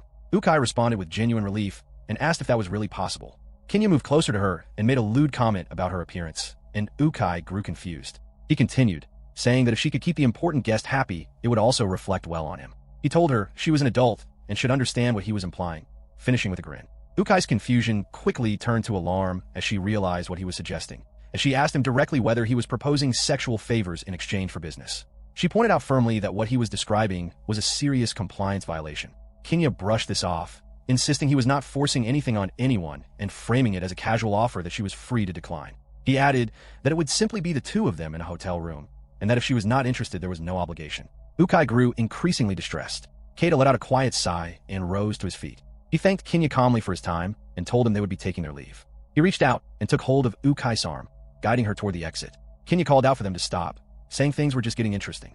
Keita stopped and spoke in a measured and deliberate tone. He pointed out that in the current age, anyone could share their thoughts with the entire world through social media, which made it very difficult for streamers with tens of thousands of followers to visit adult entertainment establishments without risk. Beyond the danger of going viral, he had also heard that the physical stamina of adventure-class streamers was so far beyond that of ordinary people that it placed severe strain on the workers in those establishments, leading to many such streamers being refused or banned from service entirely. He continued, noting that there had recently been a trend emerging where former streamers were being used as escorts at private hotel parties, where unsuspecting and inexperienced participants were coerced into situations they had not agreed to. He mentioned that a publication called Shubin magazine was allegedly sitting on a major expose about exactly this kind of activity, and that rumors have been circulating about it being published the following week. Keita then paused and asked with quiet subtlety whether it was possible that the story involved people connected to Doom Production. He added that he sincerely hoped it did not, and told Kinya to please disregard everything he had just said. He then told Ukai they were leaving. Kinya was visibly shaken and demanded to know how Keita had come to know any of that. Keita turned back to him one final time and said simply that outdated media outlets had their connections, then led Ukai out of the room. Staring at Keita, pulling her along behind him, Ukai felt her face go warm. Kinya erupted the moment they were gone. He shouted after Keita, furious at being spoken to that way by someone he dismissed as an old man. He grabbed Keita's necktie just as he was leaving and screamed at him, telling him not to underestimate a former streamer with 123,000 subscribers and demanding to know if Keita had a death wish. He added that smashing Keita's face would be no trouble for him at all. He was immediately stunned when Keita simply reached out and caught the hand gripping his tie without any apparent effort. Kinya winced as Keita's grip tightened around his hand. Keita thought to himself privately that Kinya was remarkably weak and wondered if this was truly the best he had to offer. He told Kinya plainly that the negotiation appeared to have broken down, excused himself one final time, and walked out of the room. A short while later, standing outside the Doom Production building, Ukai thanked Keita profusely for what he had done. Keita told her it was no trouble, but pointed out that since the deal had fallen through, they needed to brace themselves for a difficult conversation with their boss when they got back. Ukai immediately and wholeheartedly agreed. Keita quietly extended one finger to his private count. He thought about the enormous blank space that now sat in their magazine because of Vergood's expulsion and turned the problem over in his mind, wondering what their next move could possibly be. High above them, watching from his office window, Kinya stood with his teeth clenched in fury. His hand throbbed with the urge to hit something. A man entered his office and asked what was going on and whether there was something outside worth looking at. Without a word of warning, Kinya backhanded him viciously across the face. The man crumpled to the floor, and several teeth skittered across the ground. Keita stood over him and asked in a low and self-satisfied tone whether he was pretty strong, licking his fingers as he said it. He said he was afraid of nothing and asked the man if he understood. The man, now bleeding from his nose, answered immediately that he understood and muttered miserably that his front tooth had been broken.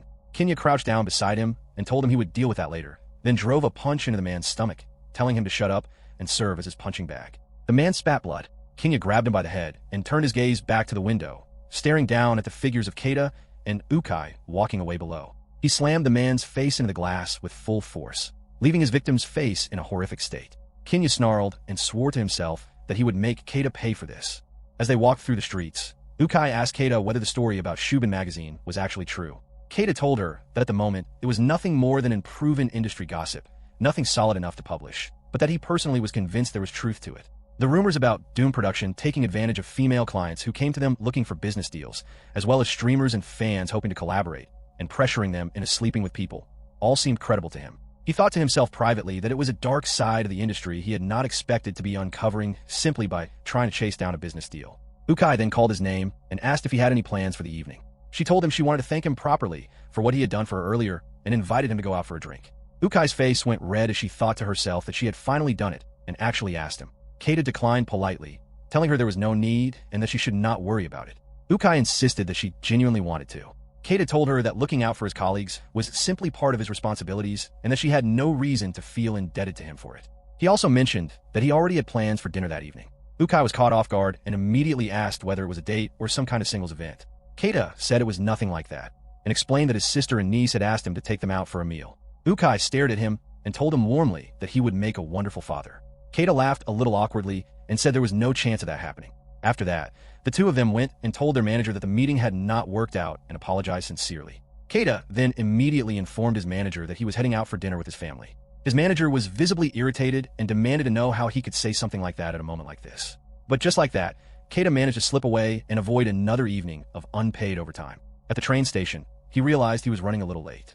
He checked his phone to confirm where they were meeting. Hikari had messaged him earlier to let him know that her mother was also joining them and had sent him the address of the restaurant. When he saw the address, he recognized it as one of those old-fashioned beer halls he had always liked.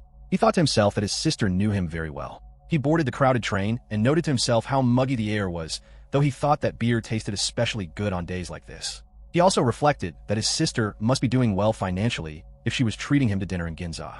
He was mildly uncertain about going to a beer hall with his niece present, but then remembered that his sister had always enjoyed drinking too, so he figured it would be fine.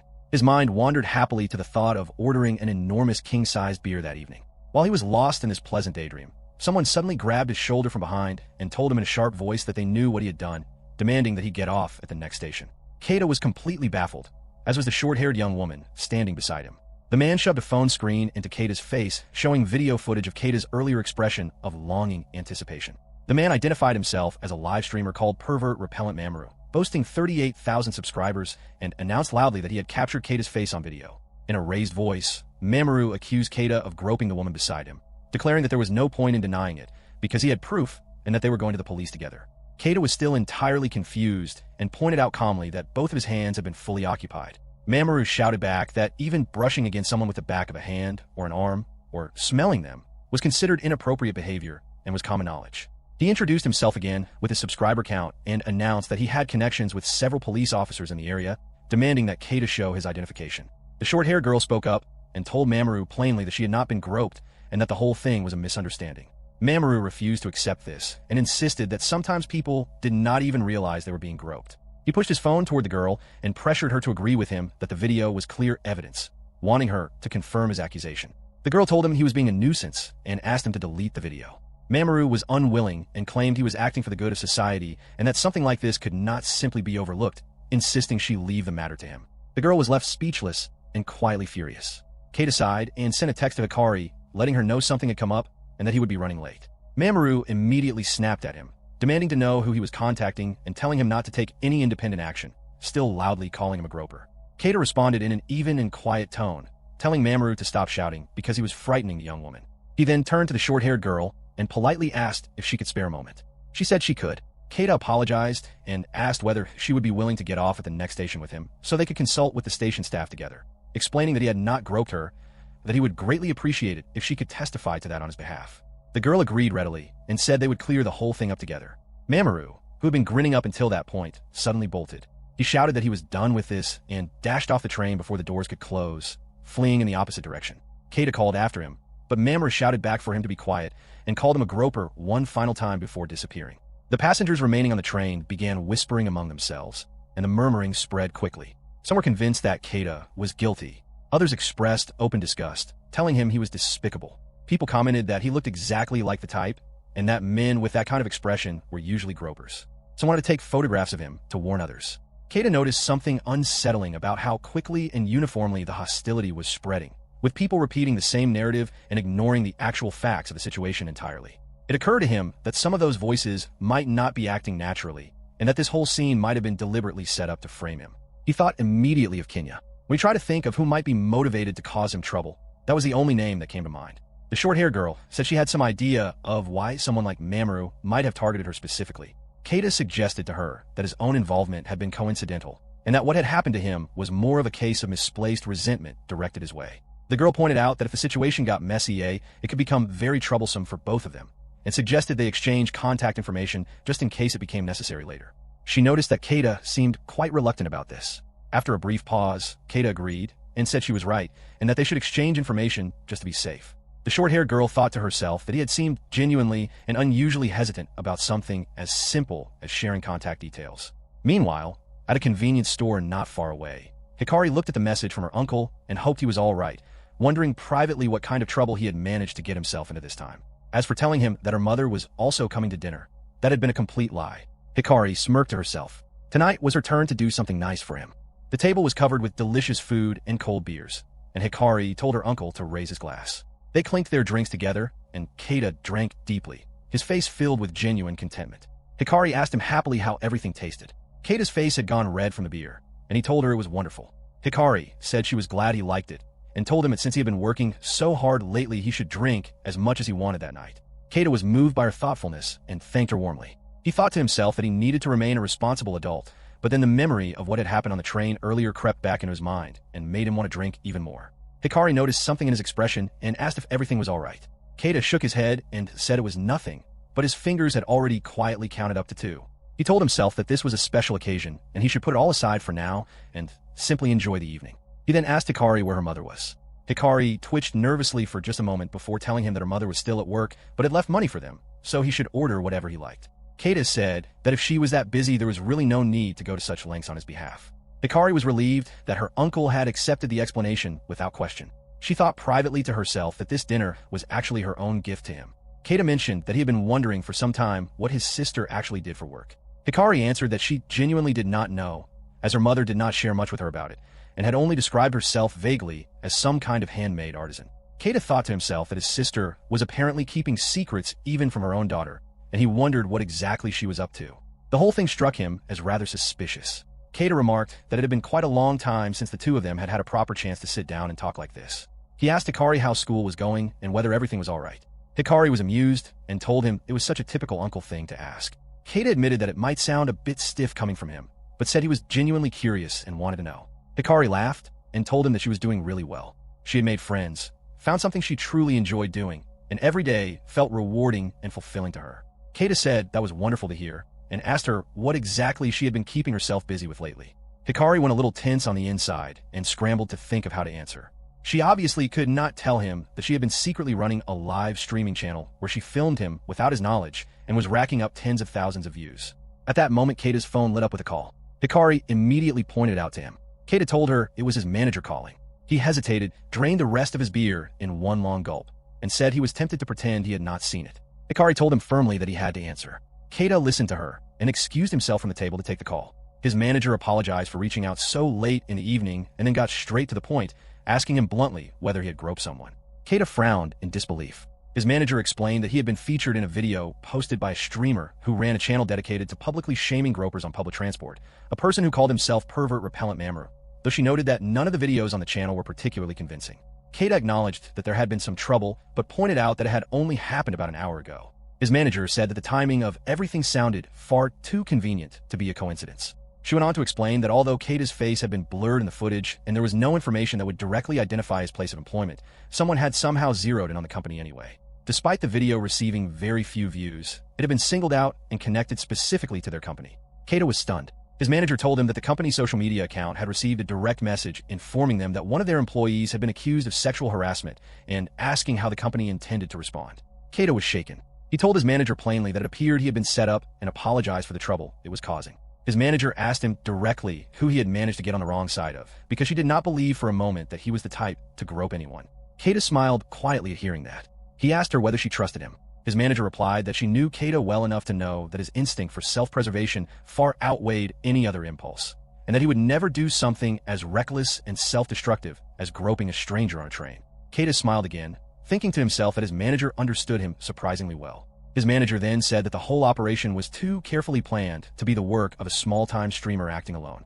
Keita agreed, saying that while it was still just his own guess, he believed someone with significantly more resources and influence was behind it. His manager thought quietly for a moment and said that given everything that had happened recently, only one name came to her mind. Keita spoke the name at the same moment she was thinking it. The Doom production manager, Kinya Kachidoki. Keita's manager was furious. She ranted that the largest company in the entire industry had made a deeply inappropriate proposition to one of their sales representatives, had been turned down, and was now retaliating through harassment. She found it utterly ridiculous and could not understand what kind of grown adult man would behave that way. Keita told her he agreed completely with her assessment, but pointed out that without any solid evidence, there was little they could do yet, and that they needed to think carefully about how best to handle the situation. His manager took a breath and calmed herself down, acknowledging that he was right, though she added that he ought to be more visibly upset about the whole thing. She told him they would discuss the best course of action the following morning and that he should not be late. Keita informed her that he had already obtained the contact information of the young woman who had been present during the incident and that they had both spoken with the station staff, so in terms of initial steps the situation was not in bad shape. His manager said that the video itself had very little evidential value and had not spread widely enough to cause significant damage, making it essentially impossible to hold him accountable based on it alone. Keita asked whether he could take that to mean the company would not be pursuing any disciplinary action against him. His manager confirmed that was correct and said she trusted him. She added with feeling that she had a deep contempt for people who use sex as a bargaining tool in business dealings, and an equal contempt for people who tried to exploit social justice causes to manipulate others. Keita told her he would come back to the office if it was necessary, but his manager told him he was in the middle of a family dinner and should enjoy the rest of his evening, even apologizing for having interrupted it before ending the call. Keita thanked her sincerely. He stood alone for a moment with his phone in his hand, thinking it through.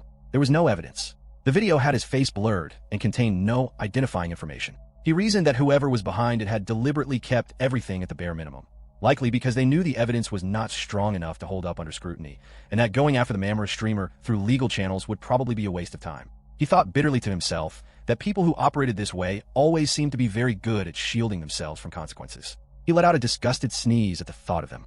Behind him, a waiter noticed the heavy and oppressive aura radiating from Keita and called out to him nervously. Keita seethed inwardly. Being framed personally was one thing, but they had dragged his company, his colleagues, and his family time into it as well. He extended his fingers and counted grimly to 3. A few moments later, he returned to the table where Hikari was waiting, but the change in him was immediately obvious. He was visibly more imposing, radiating a dark and grim energy that made the air around him feel heavy. Hikari nearly choked at the sight and nervously asked what had happened to him and whether he was all right. Keita smiled at her and said everything was fine, though the smile did nothing to reassure her, and she found it deeply unsettling. She watched as he picked up a glass of beer and drained the entire thing in one long, unbroken gulp. He then admitted to her that there had been a small amount of trouble at work. Hikari stood up immediately and told him not to worry about her, that she would take a taxi home and that he should go back and deal with whatever he needed to. Keita told her it was very kind of her and pressed a banknote into her hand. Hikari protested that he did not need to do that, reminding him that this dinner was supposed to be something she and her mother were treating him to. Keita insisted that the money was his way of making up for having cut their time together short, and told her to keep whatever was left over as pocket money. Hikari tried once more to refuse, but Keita was already on his way out the door and not listening. Watching him leave, Hikari had a strong feeling about where he was headed. She immediately logged in to the Shinjuku Batter's official channel and posted a breaking news announcement that the Shinjuku Batter would be live streaming an intense batting session that very night. The comments section exploded immediately, with viewers saying they had been waiting for exactly this.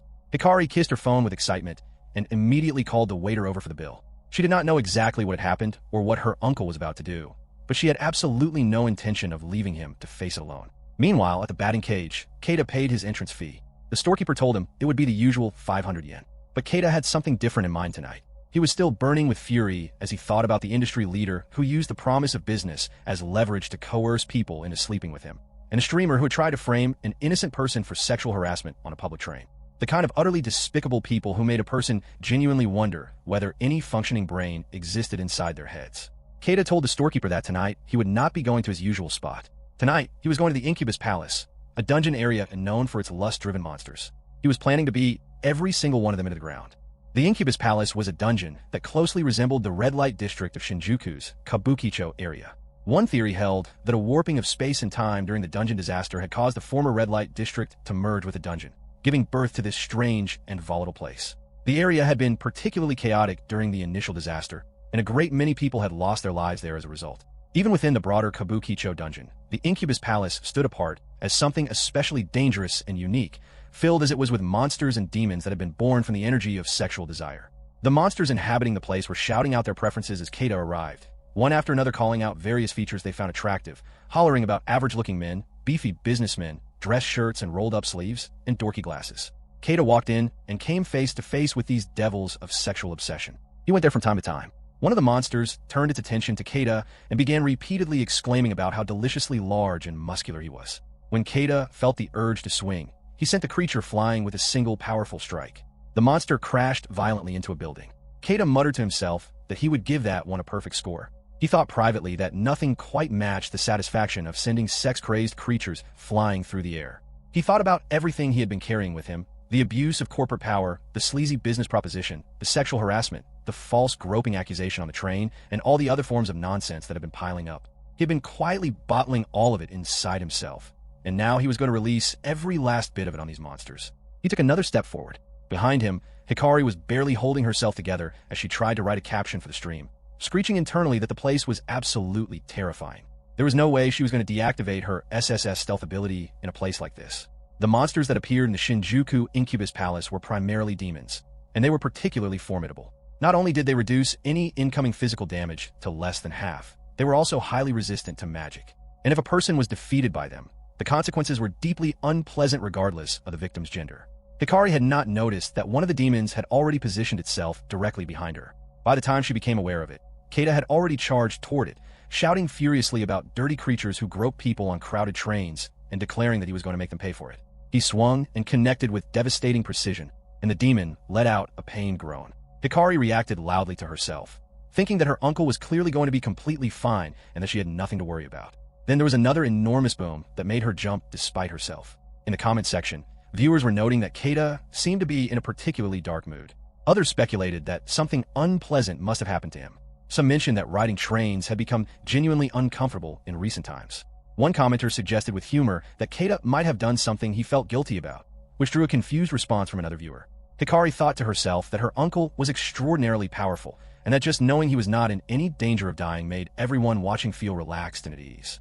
Keita shouted furiously as he swung again, directing his rage specifically at the type of people who demanded sexual favors in exchange for business opportunities, and another crashing impact rang through the dungeon.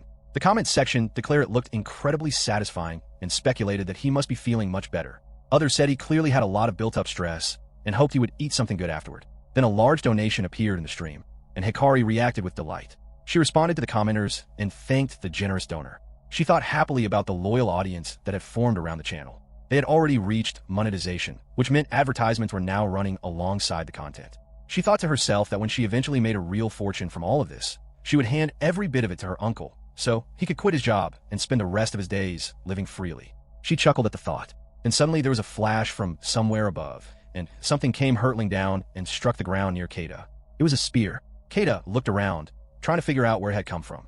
A moment later, the spear released a powerful sphere of destructive energy. Keita reacted instantly and leapt out of the way, barely avoiding the force of the blast. He made a quick decision and swung his bat directly at the sphere, producing a thunderous roar of impact. The force of it disrupted Hikari's live stream, cutting the feed entirely. She was shocked and could not understand why it had gone down. The comment section erupted in confusion, with viewers asking what had happened and whether the drone had been destroyed, debating whether the man was in trouble, and concluding that he was far too powerful to be in any real danger, and begging for the stream to be restored. Hikari began to wonder with some anxiety whether her uncle had somehow figured out that she had been streaming him. When the dust settled, the spear that had embedded itself in the ground was suddenly gone. Keita noticed this with surprise. It had returned to the hand of a woman who was standing behind him. The woman moved swiftly, dashing behind him and swinging at him in one fluid motion. But Keita was already alert and managed to dodge the slashing strike. As their weapons made contact with each other, Keita called out for her to stop, and the woman froze in place. Keita looked at her. The woman's expression became troubled. She was surprised to realize that she was looking at a human being. She bowed and apologized sincerely. Keita told her carefully to please be more mindful of her surroundings. She apologized again and said she had not expected anyone else to be there. Nearby, Hikari listened from her hiding place, keeping herself absolutely still and silent. She thought that her uncle had not noticed her presence, which meant her SSS stealth skill was doing its job. She reasoned that the live stream had cut out because her familiar spirit drone had been caught in the area of effect from the attack a moment ago. But she found herself completely baffled by something else entirely. She could hardly believe what she was seeing. Standing there in the Incubus Palace was a woman who was, by any measure, an enormous figure in the streaming world. She was a top-tier Doom production streamer on the same level as Swearin, a platinum-ranked female streamer known as the strongest physical solo attacker currently active, and an artist known as a spear dancer. Her name was Senna, and she had over 1,023,000 subscribers. The spear dancer Senna was the brightest star in Doom Productions roster. Unlike Swearin, whose public persona was fairly well known through social media and mainstream outlets, Senna kept her private life completely hidden from the public, making her an enigmatic and extraordinarily popular dungeon streamer. Her latest music video had surpassed 300 million streams, and she was performing the theme song for a major film called 10 Piece. She was a lone genius who never formed parties with other adventurers and refused tips even during dungeon quests. Even when her music videos and promotional content went viral, she chose not to use any advertisements or monetization features. Her only sources of income were merchandise sales and music. Hikari could barely comprehend what one of the top athletes and artists in the country was doing in a place like this. She thought to herself that this was absolutely going to go viral, and that her uncle was going to become a legend for having crossed paths with both Swearin and Senna. She was determined to get the stream back up and running. That said, she realized she needed to be careful. Since Senna was appearing in the middle of her official stream, she would need to blur Senna's face and silence their conversation to avoid getting into serious trouble. The familiar spirit drone made a small, purring sound. Keita thought he heard something and paused for a moment, but dismissed it. The stream came back online. The viewers reacted with relief, asking whether the man was all right, and then immediately erupted into disbelief as they caught sight of the woman standing near him. Even with her face heavily blurred, some viewers recognized something familiar about her. The comments section exploded with people insisting it could not possibly be who they thought it was, asking each other in frantic disbelief whether it was real. The hardcore fans who recognized Senna began sending large donations in their excitement. The whole chat had descended into chaos. Senna asked Keita whether something was the matter. Keita said it was nothing. He thought privately that he had felt as though someone was watching them, but concluded it was probably just his imagination. He then asked Senna whether he was to take her attack on him as a simple mistake. She confirmed that it was and apologized genuinely. She explained that her eyesight was poor and that she had mistaken him for a monster. Keita told her plainly that attacking him with a legendary weapon had the very real potential to kill him, and that she should never do that again. The weapons used by adventurers were mostly found inside dungeons, and typically appeared in large enough quantities that replicas could be produced and sold through guilds. However, there were certain weapons that could not be replicated with any modern technology. Ever since the dungeons had first appeared in the world, adventurers have been searching urgently for items known as legendary treasures. The spear Senna was carrying was one such legendary weapon, known by the name Gi Ball the Destruction. Keita was putting things together in his mind. The woman in front of him had to be Senna, one of the highest-ranked streamers in Doom production. He thought to himself that he seemed to keep running into famous streamers, and he was fairly certain he had seen Senna performing on a popular television program during the previous New Year's Eve. He quietly hoped she was not currently live streaming. Looking around, he noted that there did not appear to be anyone else nearby. He asked Senna about what she had said regarding her eyesight, specifically whether she was nearsighted. He also asked why she did not simply wear glasses or contact lenses. She answered that she was afraid they might break during combat. Keita listened and then decided she was lying. Without any further warning, he moved swiftly and launched an attack at her. She managed to block it and was pushed skidding backward by the force. Senna's expression shifted and she became serious. Keita simply looked at her, giving nothing away. Senna responded by launching a rapid succession of slashing attacks, combined with quick and fluid footwork. Keita shifted entirely into a defensive stance. She swung again with full force. The viewers watching the stream were completely stunned by the sudden shift, marveling that the two of them had broken into a genuine fight. The comment section filled with awe as people recognized what they were watching, describing it as an extraordinarily high-level confrontation between the spear dancer and the Shinjuku batter. Senna swung her leg in a sweeping kick, but Keita repositioned his bat to meet it. He stopped the movement with the tip of his bat held just in front of Senna's face. Senna went completely still. As the dust settled around them, Keita lowered his metal bat and stepped back. Senna said quietly that she could not sense any magical power coming from his bat at all, and asked with some disbelief whether it was actually a commercially available product. Keita confirmed that it was a rental item from the batting cage. Senna remarked with dry astonishment that her legendary weapon would weep to know that something like a rental bat had been enough to stop it. She asked whether his fighting style was based on staff combat techniques. Keita said no. He explained that what he was doing was more like imitation, and that he'd spent a great deal of time practicing alone during late-night overtime breaks at work. He mentioned that there was a kung fu film he was particularly fond of, and that he had used movements from films and manga as reference points when developing his way of fighting monsters. With that said, he returned to the matter at hand and told her directly that he knew she was not telling the truth about having poor eyesight. Keita pointed out that Senna kept her eyes closed throughout the entire fight, which explained why she could not tell the difference between friend and enemy. Senna asked whether he had actually picked a fight with her just to confirm that. Keita explained that the first attack he had launched was a move that required a reaction faster than what the eyes could process, meaning it could only be defended against through instinct rather than sight. He acknowledged that it was none of his business, but said he had figured she must have a reason behind the way she fought, and he had wanted to understand what it was. Senna asked whether he had really gone to all that trouble simply to make that point. Keita said yes, and then said something more serious. He told her that people often said adventurers were not afraid of death because they always came back to life, and that their lives were therefore treated lightly. But dying was frightening, he said, regardless of whether the body recovered. Even if a person's physical form emerged unharmed, the spirit could be broken. He had seen many people fall apart that way. The fear of death, once experienced deeply enough, never fully left the mind. When a person was helplessly overwhelmed by a monster far beyond their strength, the terror that came with it operated on an entirely different level from ordinary fear. He told her that if she continued the way she was going, even if it did not happen immediately, eventually something would break. He said he hated preaching at strangers he happened to cross paths with, but that he would regret staying silent. He apologized for interfering. Senna thanked him and said she did not mind at all. She then told him the truth. She was simply too frightened to open her eyes. Her main skill was something called the mind's eye, a skill so rare and without comparison that had been classified at a rank beyond standard rankings, designated as extraordinary or EX. When she activated the skill, her perception shifted to something resembling a third-person view, as though she were watching herself from above like a character in a video game.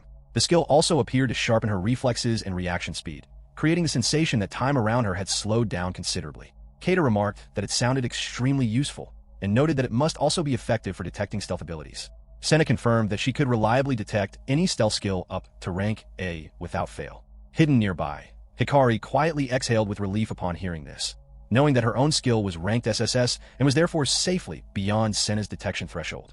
Senna then shared that she had acquired her skill 18 years ago when she was only 4 years old. Keita thought back and recalled that 18 years ago was when the dungeon disaster had struck. Senna explained that on that day, she had been separated from her parents and had been attacked by a large horde of monsters that had poured out of a dungeon and into the city. The memory of that day surfaced in vivid and painful detail. Goblins had been chasing a small child through the streets. The child cried out as one of the goblins' claws grabbed hold of her.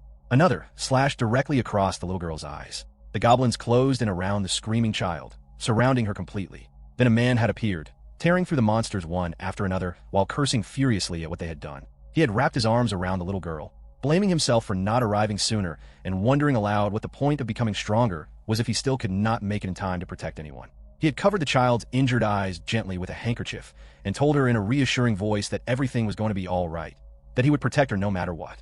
Those words had stayed with Senna ever since. She found herself wondering quietly where that man was now. He was the kind soul who had carried her to safety that day and had fought desperately to keep her alive while she was on the verge of death from eye injuries.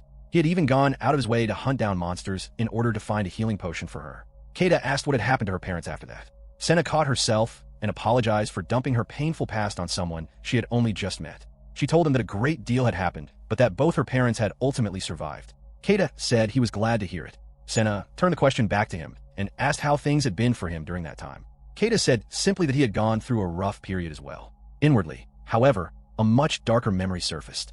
He had not been able to help anyone, he thought. He had only managed to survive. The boy he had tried to protect, by the time Keita had learned that the shelter had been attacked by monsters, it had already been too late. He had not been able to save even a single child. He tightened his grip on his metal bat. But then Senna told him sincerely that she was glad he had survived, and she smiled at him with genuine warmth. Keita was caught off guard by it. Senna then told him the truth about why she had become an adventurer. She had done it to find and thank the person who had saved her life. After reuniting with her parents, the chaos that followed had made it impossible to track the man down, and she had lost contact with him entirely. She had reasoned that if she became famous enough, The person who had helped her might one day notice her and reach out. Keita said he understood.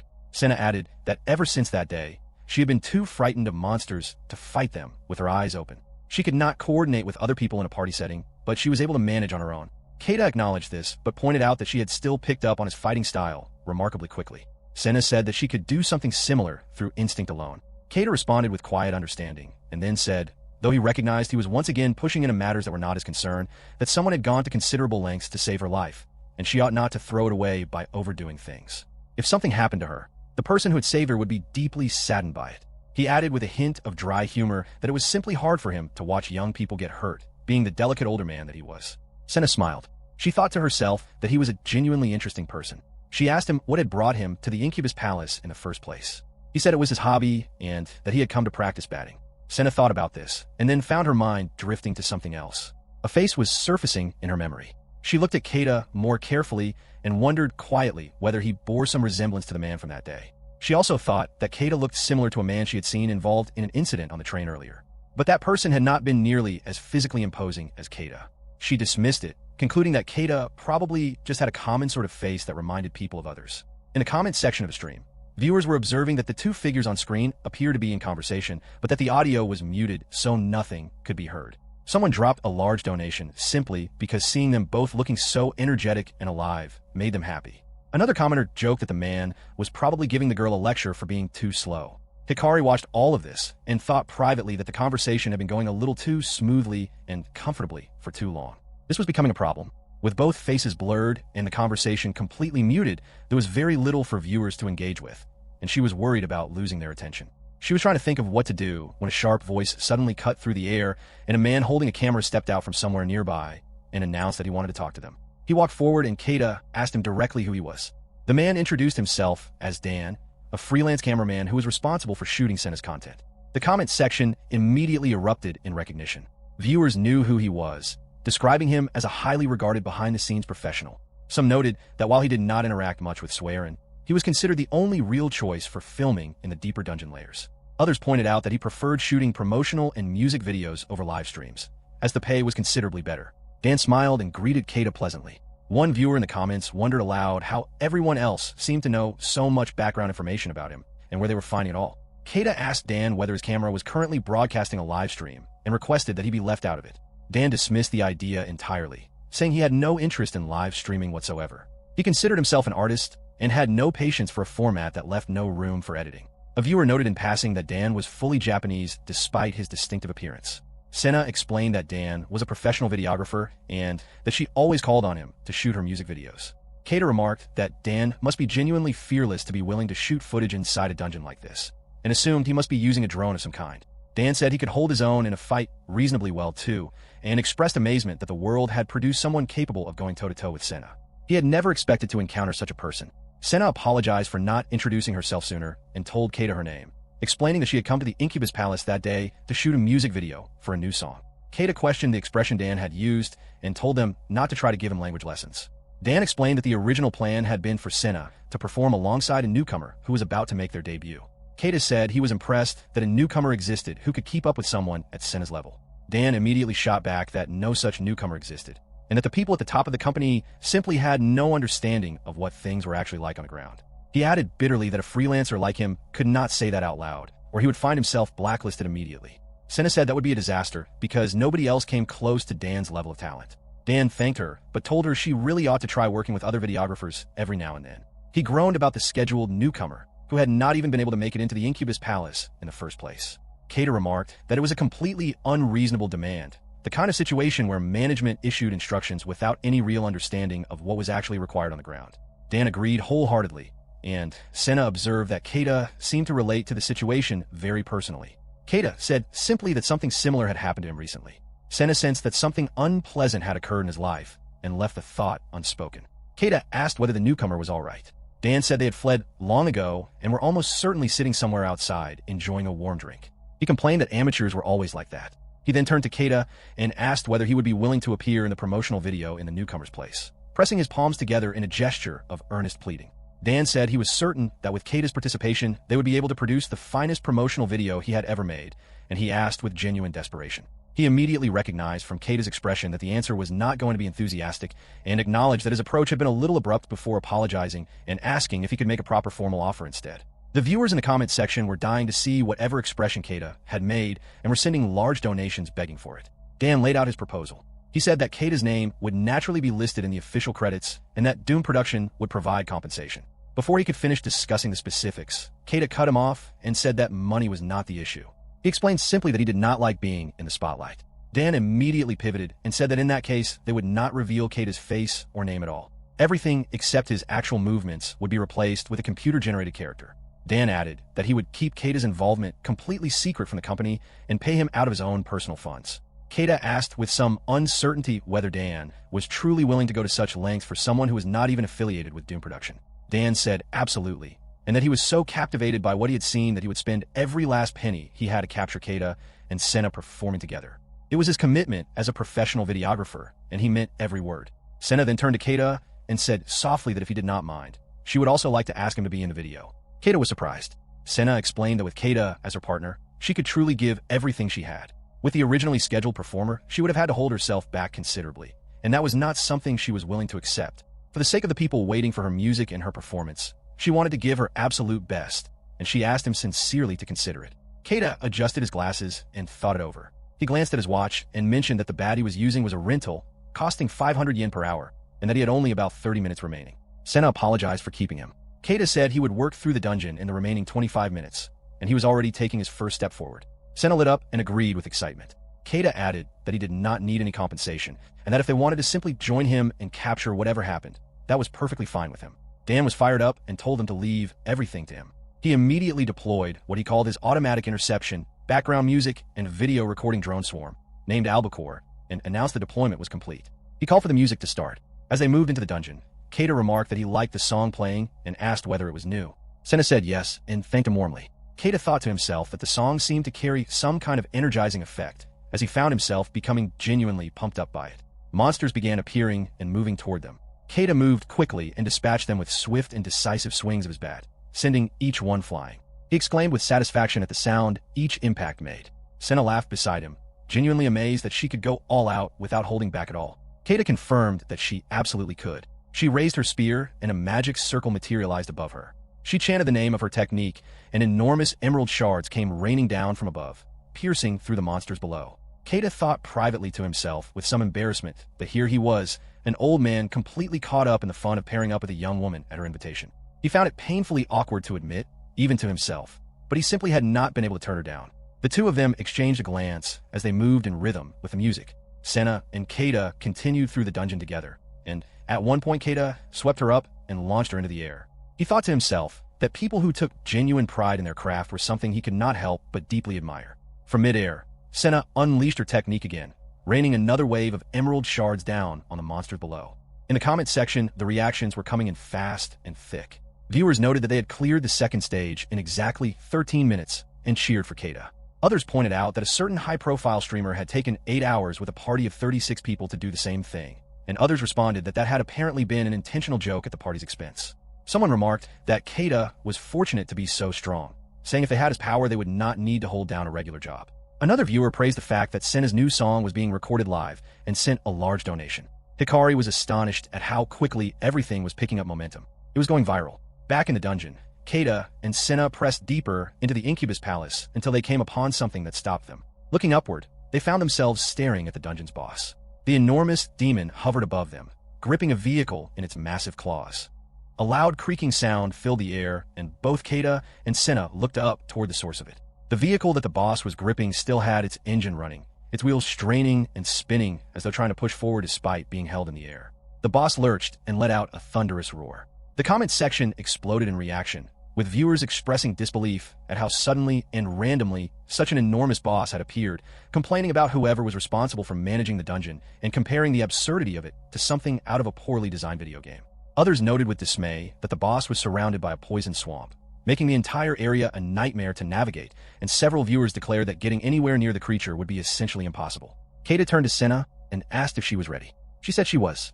The boss roared again, and the vehicle's wheels began screaming against its grip. A tremendous crash followed. More comments poured in saying the boss was completely unbothered by the unstable and treacherous ground beneath it, and that defeating it seemed out of the question. Others pushed back and said it would be fine because the man in the suit was there. As the smoke and debris cleared, viewers could make out Keita moving quietly and carefully behind the boss. He came in close and struck it firmly across the back with his metal bat. The boss crashed to the ground. Viewers asked in excitement whether the old man had taken it down. The answer came quickly as the creature began hauling itself back upright. It was not finished. Senna was already moving, leaping rapidly from one piece of debris to the next with practiced precision. She brought her spear to bear and called out the name of her legendary weapon, unleashing an immense surge of power directly into the boss's head. The creature let out a howl of agony and retaliated by breathing fire in a wide and devastating arc. Keita barely managed to counter the blast in time. The flames filled the entire live stream screen, and viewers anxiously asked whether Keita had been caught in it, with some barely able to watch and others wondering whether he had survived. One viewer sarcastically asked why everyone seemed to be cheering for the monster.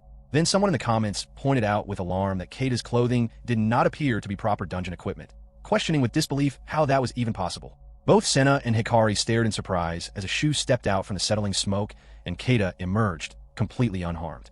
He spoke calmly, making an observation about how even intangible things had a core at their center. The comment section erupted all over again, this time with viewers reacting strongly to the sound of his filtered voice, with some declaring it unreasonably attractive and others expressing heated agreement. Large donations appeared alongside the flustered comments. Hikari was thrilled to see how deeply her uncle's fanbase was responding to him. Other viewers noted with amazement that Keita appeared to be gathering and winding up the flames themselves, pulling them inward rather than simply avoiding them. Keita dragged his bat along the ground and swung with everything he had. He remarked that if a person could identify and strike the core of something, they could knock absolutely anything out of the park regardless of what it was. He called out the name of his technique as he connected with the captured energy, compressing it into a concentrated ball of power. The ball grew larger and more intense as it traveled toward the boss. At that moment, the vehicle the boss had been holding revved its engine once more and lurched forward. As it rattled and shook, Keita swung at its wheels and redirected its trajectory directly toward the boss. Senna launched herself upward at the same moment, and by the time the boss looked up toward her, it was already far too late. The vehicle and the ball of compressed power collided with the creature simultaneously and detonated in a massive explosion.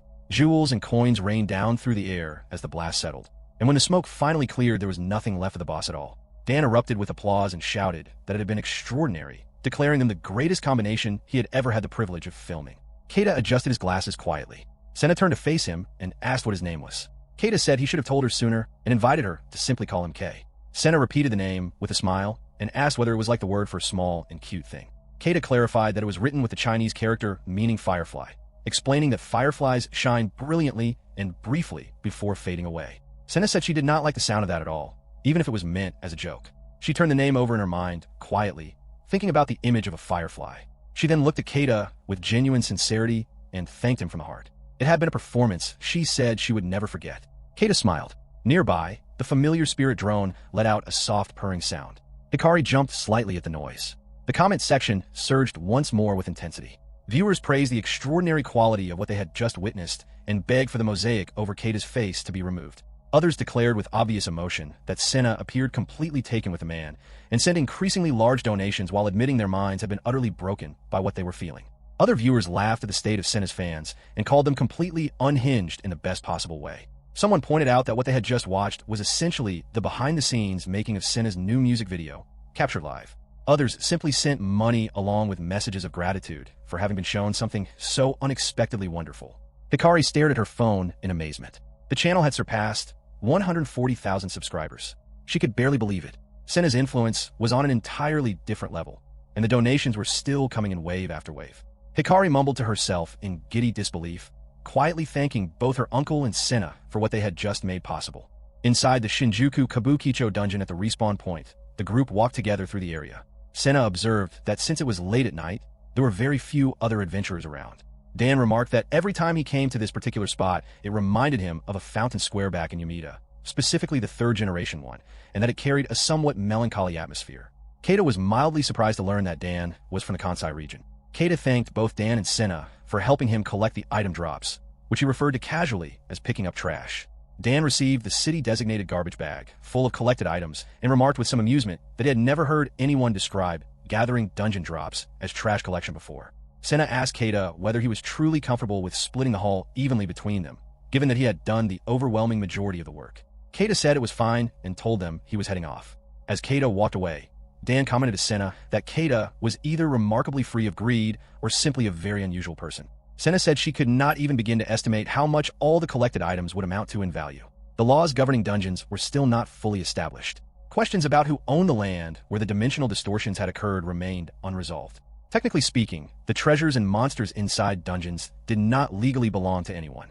In the legally ambiguous areas that remained, items collected by adventurers were treated as their personal property, but it was impossible to know when or how the law might change and begin to be enforced differently. Even if everything were sold, the maximum a person could realistically hope to get was around 1 million yen at most, which was hardly a life-changing sum. On top of that, legally converting dungeon drops into cash required being registered as an adventurer, and doing so would conflict with his company's rules against holding a second job. Keita had thought through all of this and had tried listing something on an auction site once, only to have it reported as a scam and his account banned as a result. The whole thing was simply more trouble than it was worth. A little while later, Keita went back to the batting cage and paid the small late fee for having gone slightly over his allotted time. The staff member told him it had only been 10 minutes, but Keita insisted on paying. The man thanked him.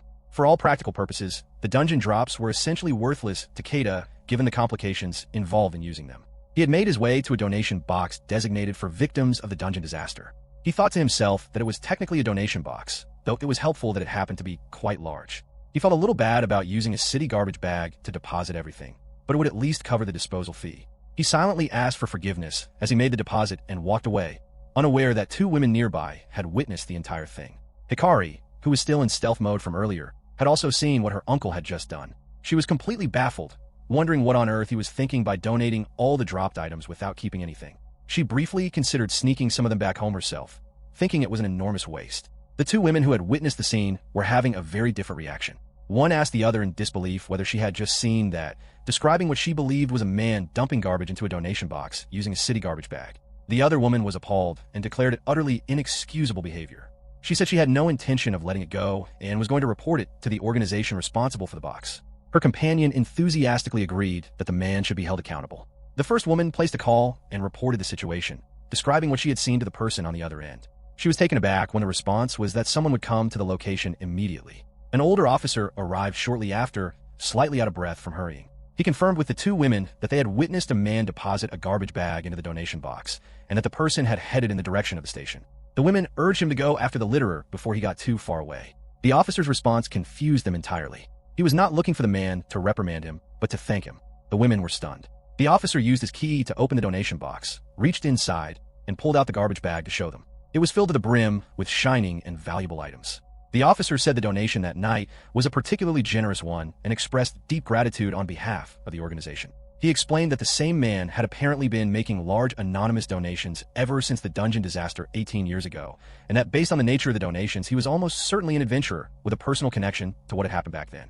The organization had given him a nickname among themselves, calling him something along the lines of Daddy Garbage Bag, a reference to the famous anonymous benefactor story, and from the occasional sightings they had gathered over the years they knew only that he was an older gentleman.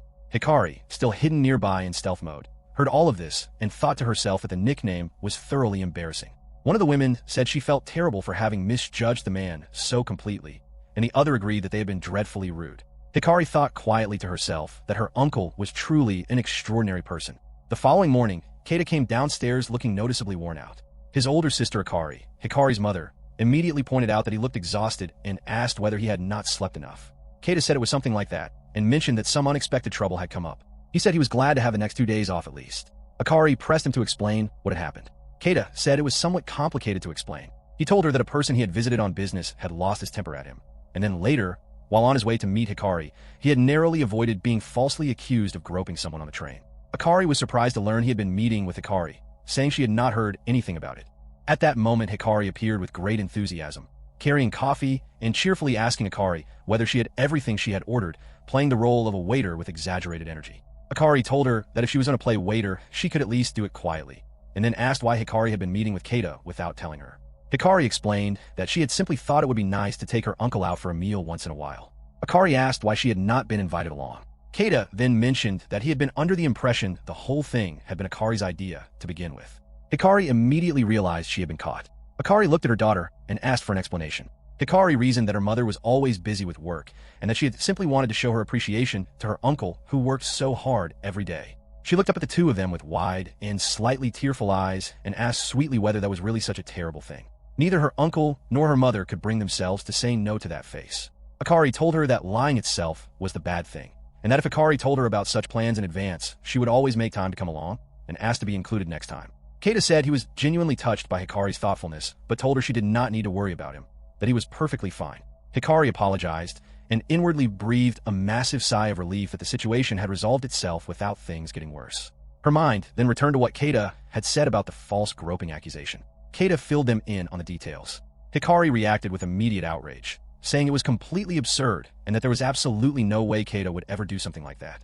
She fumed at the thought of someone making such a baseless accusation against him and declared she could not forgive whoever was responsible. Keita told her to calm down. Hikari thought to herself with fierce indignation that Keita was a man who had been quietly donating to disaster victims for 18 years without telling anyone. The very idea of him groping someone was beyond ridiculous.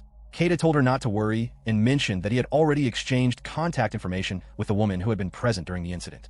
Hikari was not satisfied with that and said it was not nearly enough, pointing out that there was no way of knowing when or where whoever was behind it might try something again.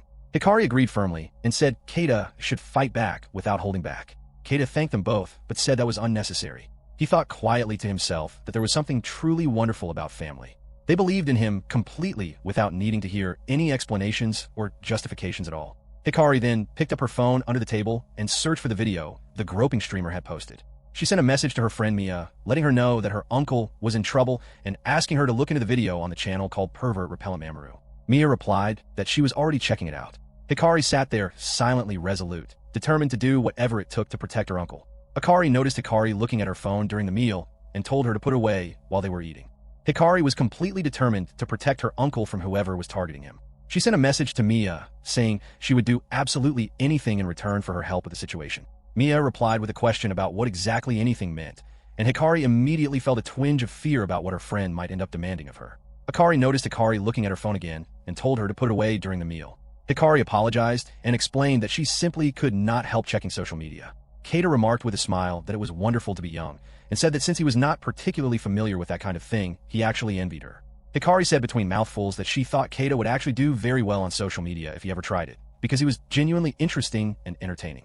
Keita brushed it off and said he did not really have anything worth sharing with the world through social media. At that moment, his phone buzzed, and he excused himself from the table to take the call. He answered and asked whether something urgent had come up. The person on the other end told him that it was unrelated to the groping incident, and that Ukai had already been informed about a separate matter. Keita asked what this other issue was. His boss on the line informed him that Doom Productions Kachidoki had requested a meeting with Keita specifically, saying he wanted to make amends for his recent behavior. Keita's immediate reaction was that the prospect sounded deeply unpleasant, and he said he had no idea what Kachidoki was actually planning and would rather not go. His boss said she had considered leaving it entirely in the hands of their lawyer, but that the CEO of their company had issued a direct order. Keita was expected to go and personally ask for the deal with humility. Keita asked whether that did not constitute a form of power harassment. His boss acknowledged that he was right, but told him not to say it out loud. Keita then asked to confirm that refusal was not really an option. His boss told him that if he refused, she herself would lose her job, though she added that she thought their company would probably collapse before that actually happened. Keita expressed his exasperation. His boss told him the meeting was scheduled for Monday, 2 days away, and that she would send him the details by email. The call ended. Hikari asked him from the table whether everything was all right. Almost immediately, his phone buzzed again. Keita complained under his breath at the timing. Hikari remarked with amusement that he seemed to be very popular that morning. Keita said dryly that being popular at work only made him feel worse, not better. He looked at the caller and told the others he needed to step outside for a moment. Hikari started to get up to follow, but Hikari told her to stay and finish her meal. Hikari told Hikari that she could see she was worried about her uncle, but that Keita was a fully capable grown man and that she should trust him. Hikari sat back down, surprised that her mother had read her so easily. She fidgeted in her seat, very curious about who was calling and what was being discussed. Keita answered and addressed the caller by the name Shiratama, asking what the call was about. On the other end, the person was sitting at a table with a delicious-looking burger in front of her. It was the adventurer Swearin, whose full name turned out to be Swearin Shiratama. She apologized on behalf of someone from her company for what had been done to Keita. Keita was surprised that she had already heard about the situation. Swearin explained that there was a rumor circulating at the office about a salesperson from Adventure Book Company having gotten into a conflict with someone referred to internally as Doki. Keita quickly worked out that Doki must be the nickname Kachidoki had used back during his time as an active adventure streamer.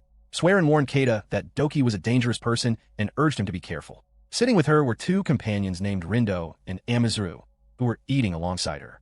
Keita asked what she meant by dangerous.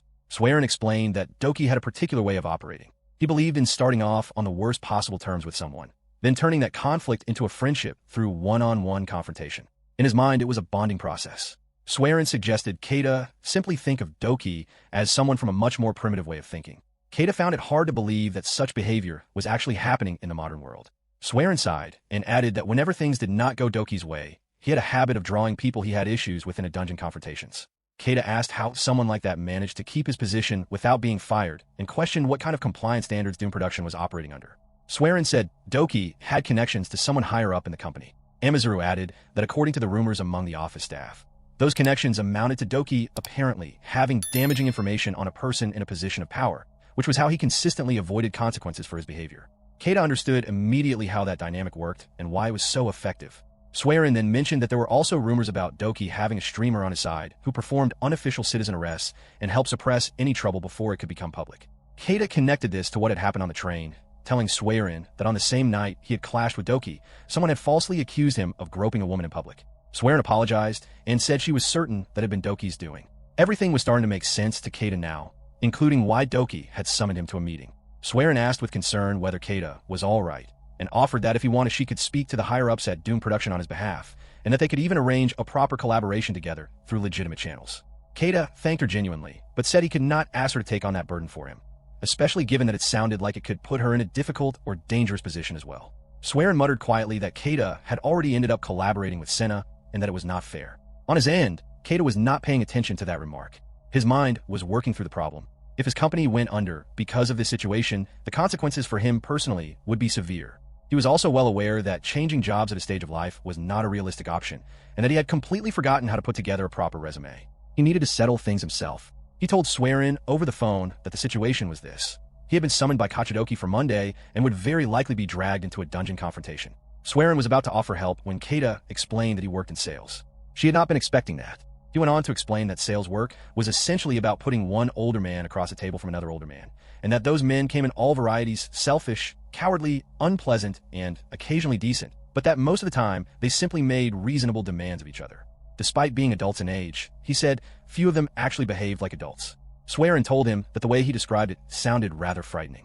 Keita said that what he was really trying to communicate was that people in sales were fundamentally operating in a morally gray world, but that even people operating in that world had to do their jobs, or the systems that kept everything running would break down. Swearin asked whether he could honestly call a job if it involved being summoned by someone with the manner of a gangster and getting beaten up in a dungeon. Keita said that was perfectly fine as long as it happened within working hours, and told her there was no reason for her to worry. Swearin insisted that even so, she wanted to recommend him for projects and help create opportunities for him. Keita asked her not to mention his name in connection with any of that. He explained that if he were promoted on the basis of her efforts rather than his own, he would end up in a hollow management role with more responsibility and less actual pay. He groaned at what he described as the darkness of the modern professional world. After a brief pause, Keita asked Swearin whether she knew Senna personally. Swearin said of course, though they did not interact much outside of work, and she would genuinely love to spend more time with her. Keita said that worked out perfectly. He mentioned that he had happened to meet Senna the previous night and had come away with a business card from one of her staff members, and that he intended to ask Dan to reach out to Senna on his behalf. Swearin, hearing the name Dan, immediately recognized who Keita must be referring to. She asked him what exactly he was planning. Keita said that since he had no choice but to face Monday's meeting regardless, he would rather resolve everything sooner than later and handle it in the most straightforward way available to him. On Monday, Keita arrived at Shinjuku Station and immediately began taking in his surroundings with a careful and practiced eye. He noted a man carrying a guitar case that almost certainly contained a sword, and another nearby whose posture and the way he carried himself suggested a concealed weapon, probably a hammer. He glanced at his watch. It was 7 in the morning and right on schedule. He had spent the earlier parts of the day at work handling whatever had come up, and both his boss and Ukai had been genuinely worried about him before he left. He appreciated their concern. The two men positioned in front of him were almost certainly there to block any attempt he might make to escape. He walked forward calmly. The real threat, he reasoned, will be coming from behind. As if perfectly timed, someone behind him called out and accused him of being a pervert. A moment later, he felt the sharp press of a knife against his side. Keita thought to himself with mild disbelief that they were actually kidnapping him in broad daylight like this. He immediately reacted by letting out an exaggerated and dramatic scream. The man behind him told him to be quiet and to come along. The group began moving together through the station. Keita played the part of someone frightened and compliant. A surveillance device of some kind nearby appeared to activate and turn toward them. The man told Keita to pick up his pace. Keita responded by loudly complaining that he was being hurt and begging them not to hit him, making sure to be as audible as possible. Everything, he thought to himself with quiet satisfaction, was going exactly according to his plan. The group continued their descent into a dark, secluded alley. Keita pondered whether this passage was a secret gateway, completely unknown to the guild. If his suspicion was correct, anyone who entered would vanish without a trace, leaving no clues behind for rescuers. It seemed evident that this was the group's customary route, confirming their genuine and lethal intentions toward him. Eventually, they arrived at the designated zone for levels 15 through 20 of the Shinjuku dungeon. They walked further down a long hallway until they finally came to a halt. Upon entering a specific room, they encountered a man who was already seated inside. The man announced that he had been waiting for Keita's arrival. He offered to grant Keita the partnership he had requested, but specified that it would take the form of a direct, one-on-one confrontation against him. Doki Kenya. Keita reacted with open disdain, calling the proposition incredibly pathetic. This comment provoked Mamoru, who was standing right behind Keita. Mamoru grabbed Keita by his collar and angrily yelled at him to shut up, denying that the situation was pathetic at all. Mamoru boasted about his past success, claiming he had amassed 127,000 followers during his time as a live streamer, which he considered a major achievement. Keita countered this claim by asking if those followers had simply been purchased from an illicit online dealer. He further revealed that Mamoru had actually been forced to retire because of severe financial difficulties. Keita explained that Mamoru had abused his authority as a leader to swindle people by overcharging them for dropped items. Ultimately, Mamoru's own teammates exposed his dishonest actions, which resulted in a massive public scandal. Keita concluded that the entire history was deeply embarrassing. Furious at these revelations, Mamoru struck Keita directly in the face and ordered him to stop acting so arrogant. As he took the blow, Keita internally noted that the punch felt incredibly weak. He believed his insults had successfully provoked Mamoru, but perhaps the reaction was still not quite intense enough for his plan. To make the scene more convincing, Keita deliberately threw himself onto the floor with dramatic flair and began to groan as if he were in severe pain. He curled up in a fearful posture, whimpering and asking why they were treating him this way when he had done nothing wrong. Secretly, Keita felt satisfied with how things were unfolding. His primary goal now was to trick the man into openly stating his criminal motives, which would provide all the necessary evidence to implicate them. Keita begged his captors to stop using physical violence against him. Doki spoke up, pointing directly at Keita's submissive behavior. He stated that this exact attitude was precisely what infuriated him the most. He observed that Keita frequently presented himself as a helpless victim, yet possessed a surprising amount of resilience. Doki noted that Keita had confidently confronted him in his own office, yet was now allowing himself to be physically abused by a weakling like Mamoru. Doki commanded Keita to stand up and then delivered a powerful punch of his own. Keita continued to beg for mercy until the force of the blows caused his glasses to fly off and slide across the floor. Doki gripped Keita's collar tightly and expressed his deep disgust. He compared Keita to a terrifying monster that was merely pretending to be a normal human being. Doki pointed out that even in this dire situation, Keita showed absolutely no fear, and his face clearly betrayed the fact that he felt capable of killing Doki at any given moment. Inside his mind, Keita realized that Doki was more perceptive than he had initially credited him for. He acknowledged that such observation skills were quite impressive for a mid-level content creator. Doki then challenged Keita's masculinity, suggesting they settle their dispute like men in a solitary combat. He sarcastically suggested they become friends before drawing his weapon, the flambe sword. The sudden intense heat radiating from the blade caused Mamoru to flinch and complain. Keita calmly inquired about the consequences if he chose to reject the challenge. Doki threatened that a refusal would result in his immediate death and instantly lunged forward to attack.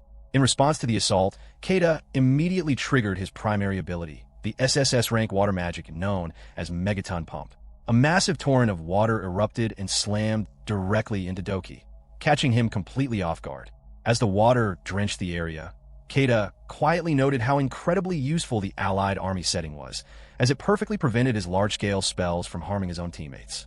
Doki coughed violently as he tried to clear the water from his lungs, staring in absolute disbelief at the high-level magic that had just been deployed against him. At that moment, the female allies made their entrance. Emizuru announced that she had successfully recorded the entire incident, including the abduction, physical assault, and unlawful confinement of an ordinary citizen. She stated that the footage provided all the definitive proof they required. Rin chimed in, emphasizing that these actions constituted a major felony.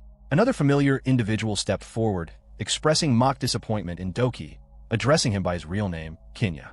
Doki was stunned to recognize Suerun and demanded to know why she was present. He turned his anger toward Keita, asking if the entire scenario had been a trap from the very beginning. Keita adjusted his glasses and confirmed that it was indeed a setup. He explained that while dungeons are often viewed as lawless territories, there are still strict legal boundaries. He warned that even though the crime took place inside a dungeon, exposing these actions to the public would strip them of any special legal immunities usually granted to adventurers. Mamoru desperately tried to defend himself, asking Keita what he was talking about and claiming they were merely punishing Keita for being a pervert. Mamoru begged Swearin to believe his version of the story. Swearin openly wondered how anyone could possibly fall for such a transparent lie. Just then, another young woman stepped forward to contradict Mamoru, stating clearly that he was fabricating the entire narrative. Mamoru recognized her as the plain-looking girl from the train incident a few days prior and demanded to know what she was doing there. The girl asserted that she was the only one who could truly verify the truth of the situation. She then activated her transformation ability, revealing her true identity as Sename Zono. She was the famous public figure who had been widely reported as the victim of the harassment scandal, famously known as the spear dancer Senna. Both Mamoru and Doki were completely paralyzed with shock.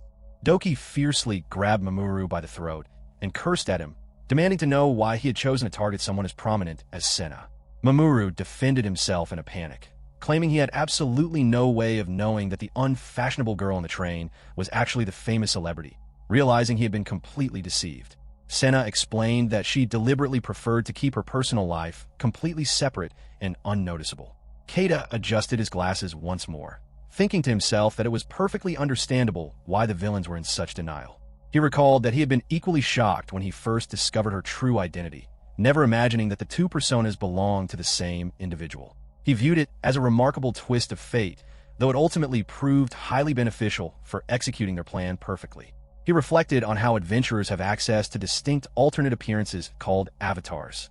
However, creating an avatar that completely distorts a person's natural features is generally impossible. Even if someone understands how drastically appearance can be altered, recognizing her in her civilian form would be an unrealistic expectation. Senna interrupted his thoughts, suspiciously asking Keita if he was thinking about something offensive regarding her looks. Keita quickly denied the accusation and suggested they focus entirely on the matter at hand. Keita then cast enhancement spells upon himself, causing his physical frame to expand significantly. Doki and his accomplices watched in absolute horror as his suit stretched tightly over a massive surge of muscle. They instantly recognized the legendary figure standing before them, realizing with terror that they were facing the Shinjuku batter. Keita let out a heavy breath, grumbling about how exhausting it was to constantly hold his stomach in at his age. Senna found his complaining completely ridiculous given the dangerous situation, muttering that Keita seemed like far more of a deceptive con artist than she ever could be. When she sought agreement from the others, both Rin and Swearin nodded in complete alignment. Ignoring the commentary, Keita tightened his fist and confronted Doki, reminding the streamer that he had just demanded a one-on-one showdown to settle their score. Doki immediately panicked and denied everything, claiming he had absolutely no memory of making such a challenge. He desperately tried to deflect, arguing that Keita's deceptive identity made him just as bad as anyone else, and asserting that he never would have initiated this conflict had he known who Keita truly was. Keita remained unmoved, throwing Doki's own logic back at him by noting that a solitary duel was supposed to be Doki's special way of forging a friendship. Once again, Doki frantically backpedaled, but the surrounding women instantly shut down his denials, loudly confirming that they had all heard him make the claim. Swearin then looked at Keita and inquired about the whereabouts of his signature weapon, but Keita calmly dismissed the need for it, stating that his bare hands would be more than enough to handle the opposition. This display of confidence infuriated a white-haired man among Doki's lackeys. He accused Keita of merely showing off in front of the women and told him to drop the arrogant act. Stepping forward to protect a shaken Doki, the white-haired man mocked Keita for believing he could actually win a battle completely unarmed. He condescendingly asked if Keita would mind if they used their own weapons, to which Keita casually replied that he didn't care at all, even inviting all four adversaries to rush him simultaneously. Insulted by the lack of respect, the white-haired man drew his blade and activated his primary lightning skill, quickly following it up with a sweeping sub-skill attack. However, before the strike could land, Keita delivered a direct, devastating punch straight to the man's face. Keita openly called the attacker foolish, advising him that he should focus entirely on fighting rather than wasting time on useless banter. Mamoru watched the instant takedown in absolute horror. Rin noted how incredibly brutal the counterattack was, prompting Swearin to ask if Keita was utilizing formal karate.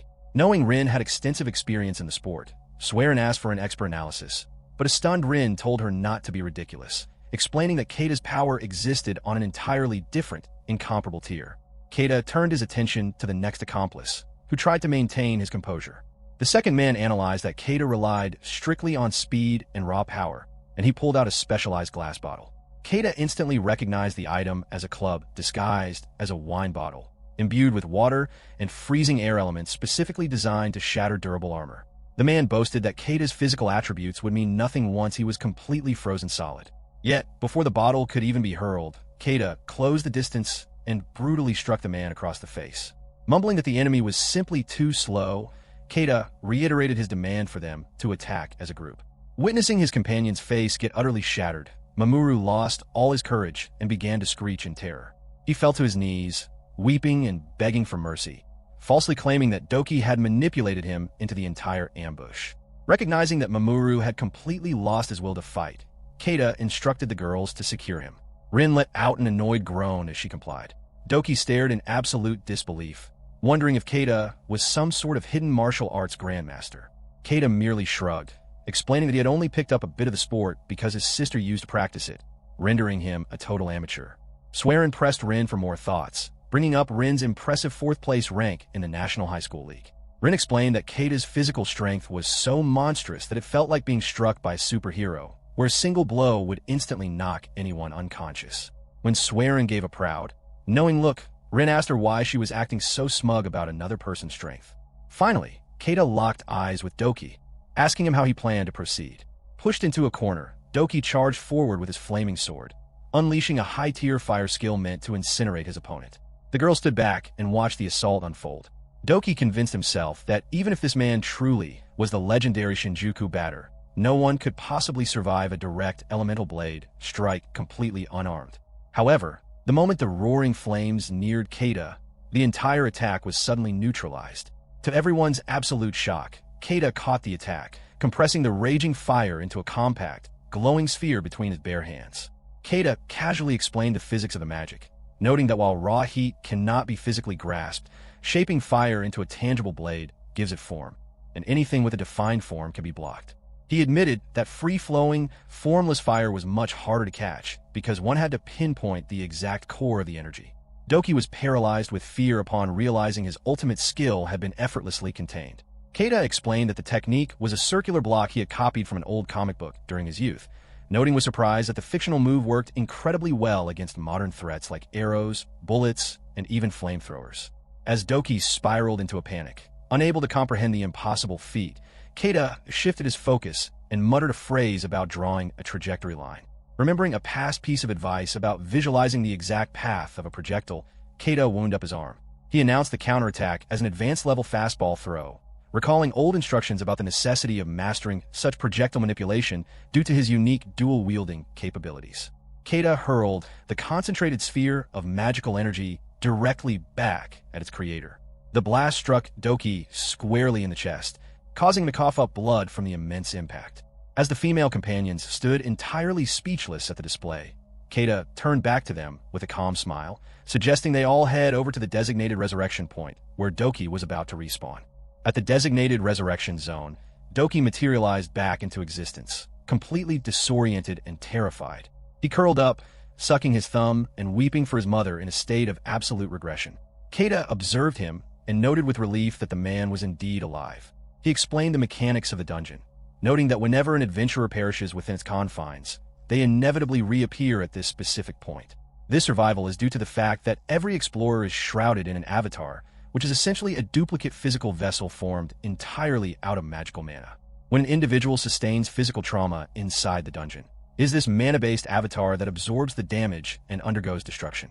Consequently, when an explorer dies, only their soul experiences the sensation of death, while their actual body remains perfectly unharmed, allowing them to recover completely upon revival. Doki continued to cry out for his mother, prompting Keita to reiterate how pleased he was to see that no permanent physical damage had occurred. Senna, however, looked at the weeping man with deep skepticism, questioning if Doki could truly be considered fine given that he was currently behaving like an infant. Keita reassured her that this regression was merely a temporary psychological side effect resulting from the trauma of experiencing death, promising that Doki would return to his normal state in a matter of days. He added that he genuinely despised using pointless violence because it left him feeling completely unfulfilled and disheartened.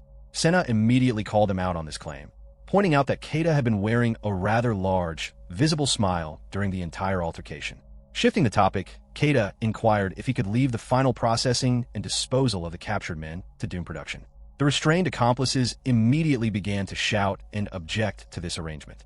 Internally, Keita knew that while the proper course of action would be to hand the criminals over to the police, doing so publicly would force law enforcement to interrogate him extensively about his own illicit presence inside the dungeons.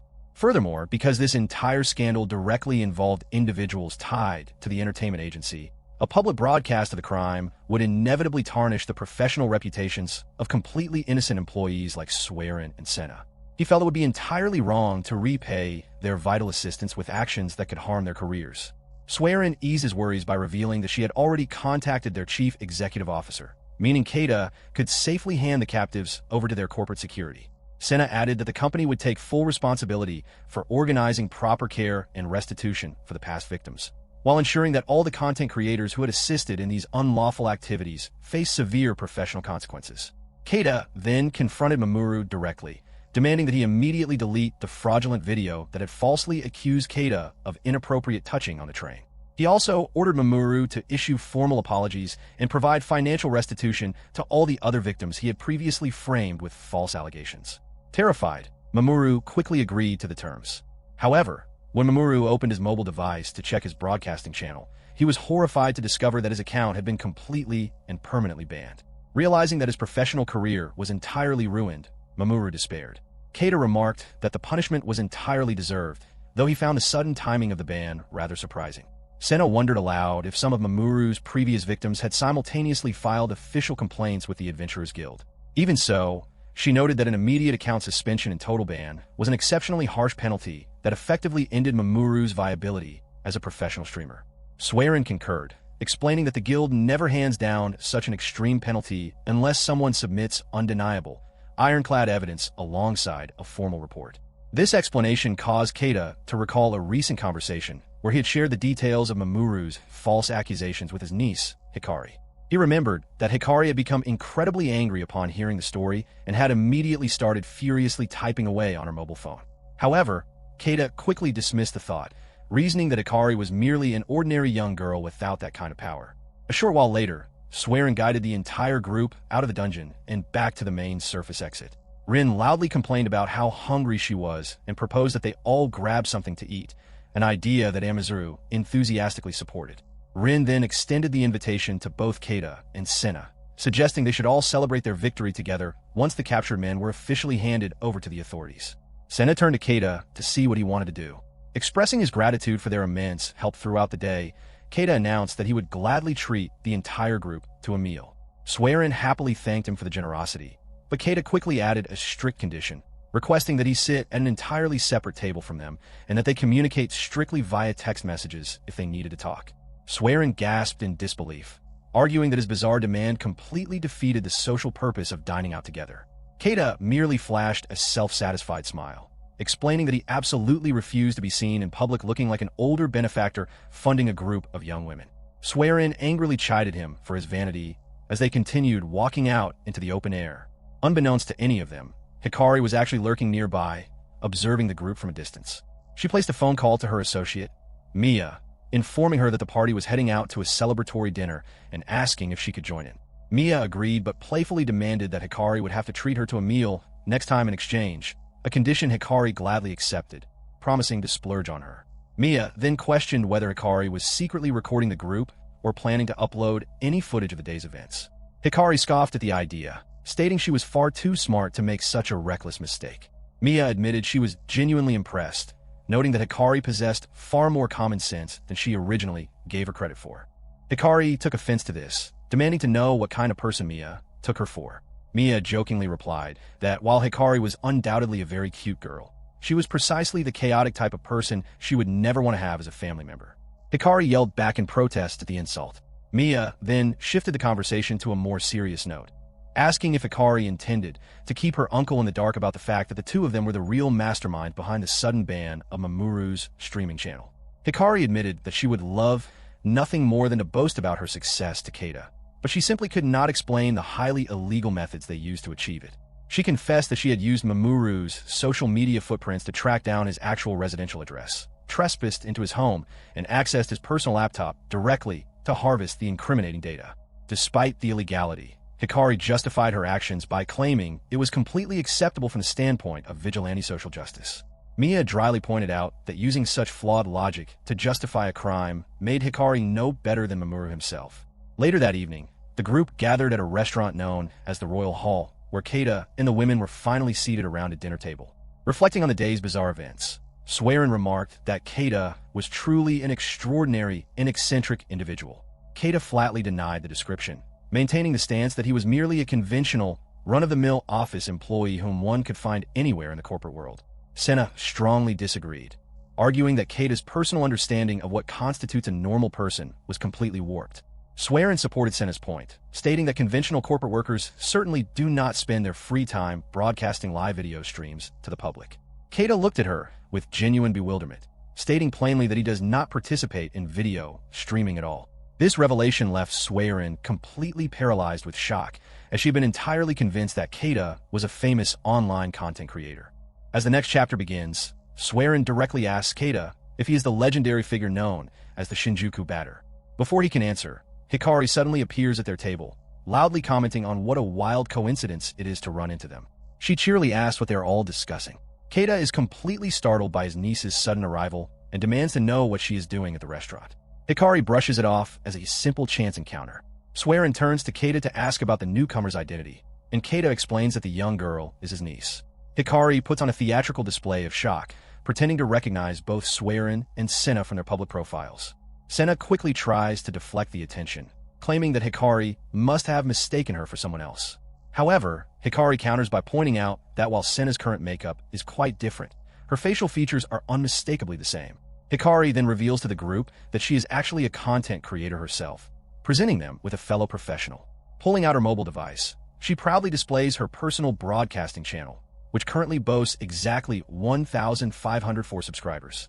Internally, Hikari celebrates, noting that she is successfully utilizing the classic ninja art of changing the subject to completely distract them from the investigation into her uncle. Keita decides to excuse himself, standing up from the table to walk away. Hikari immediately calls out to him, asking where he is heading. Keita replies that he is merely going to get a refill for his beverage and tells them all to pay him no mind, suggesting that the young people should simply enjoy their own conversation. As he walks off, Keita reflects on how conversations between young women never seem to end well whenever he tries to intervene, concluding that he would much rather enjoy his beer in complete isolation. With Keita out of earshot, Swearin locks eyes with Hikari and directly asks if she is the secret mastermind pulling the strings behind the Shinjuku Batter persona.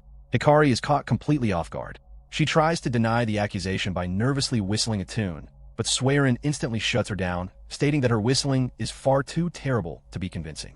Swearin lets out a heavy sigh, realizing it now makes perfect sense why Keita himself seems completely oblivious to his own online fame.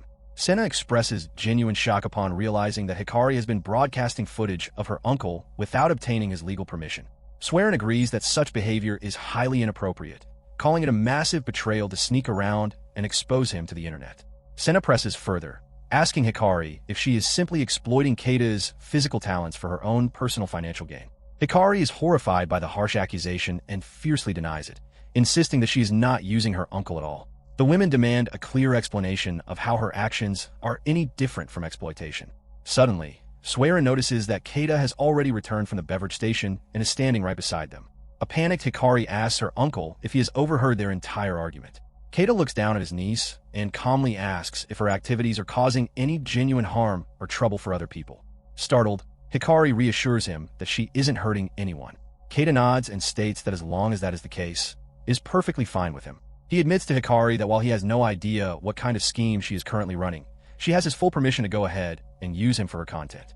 The entire group of women is left completely speechless by his casual response. Swearin immediately protests, asking Keita if he is truly serious and questioning if he even comprehends what his niece is up to.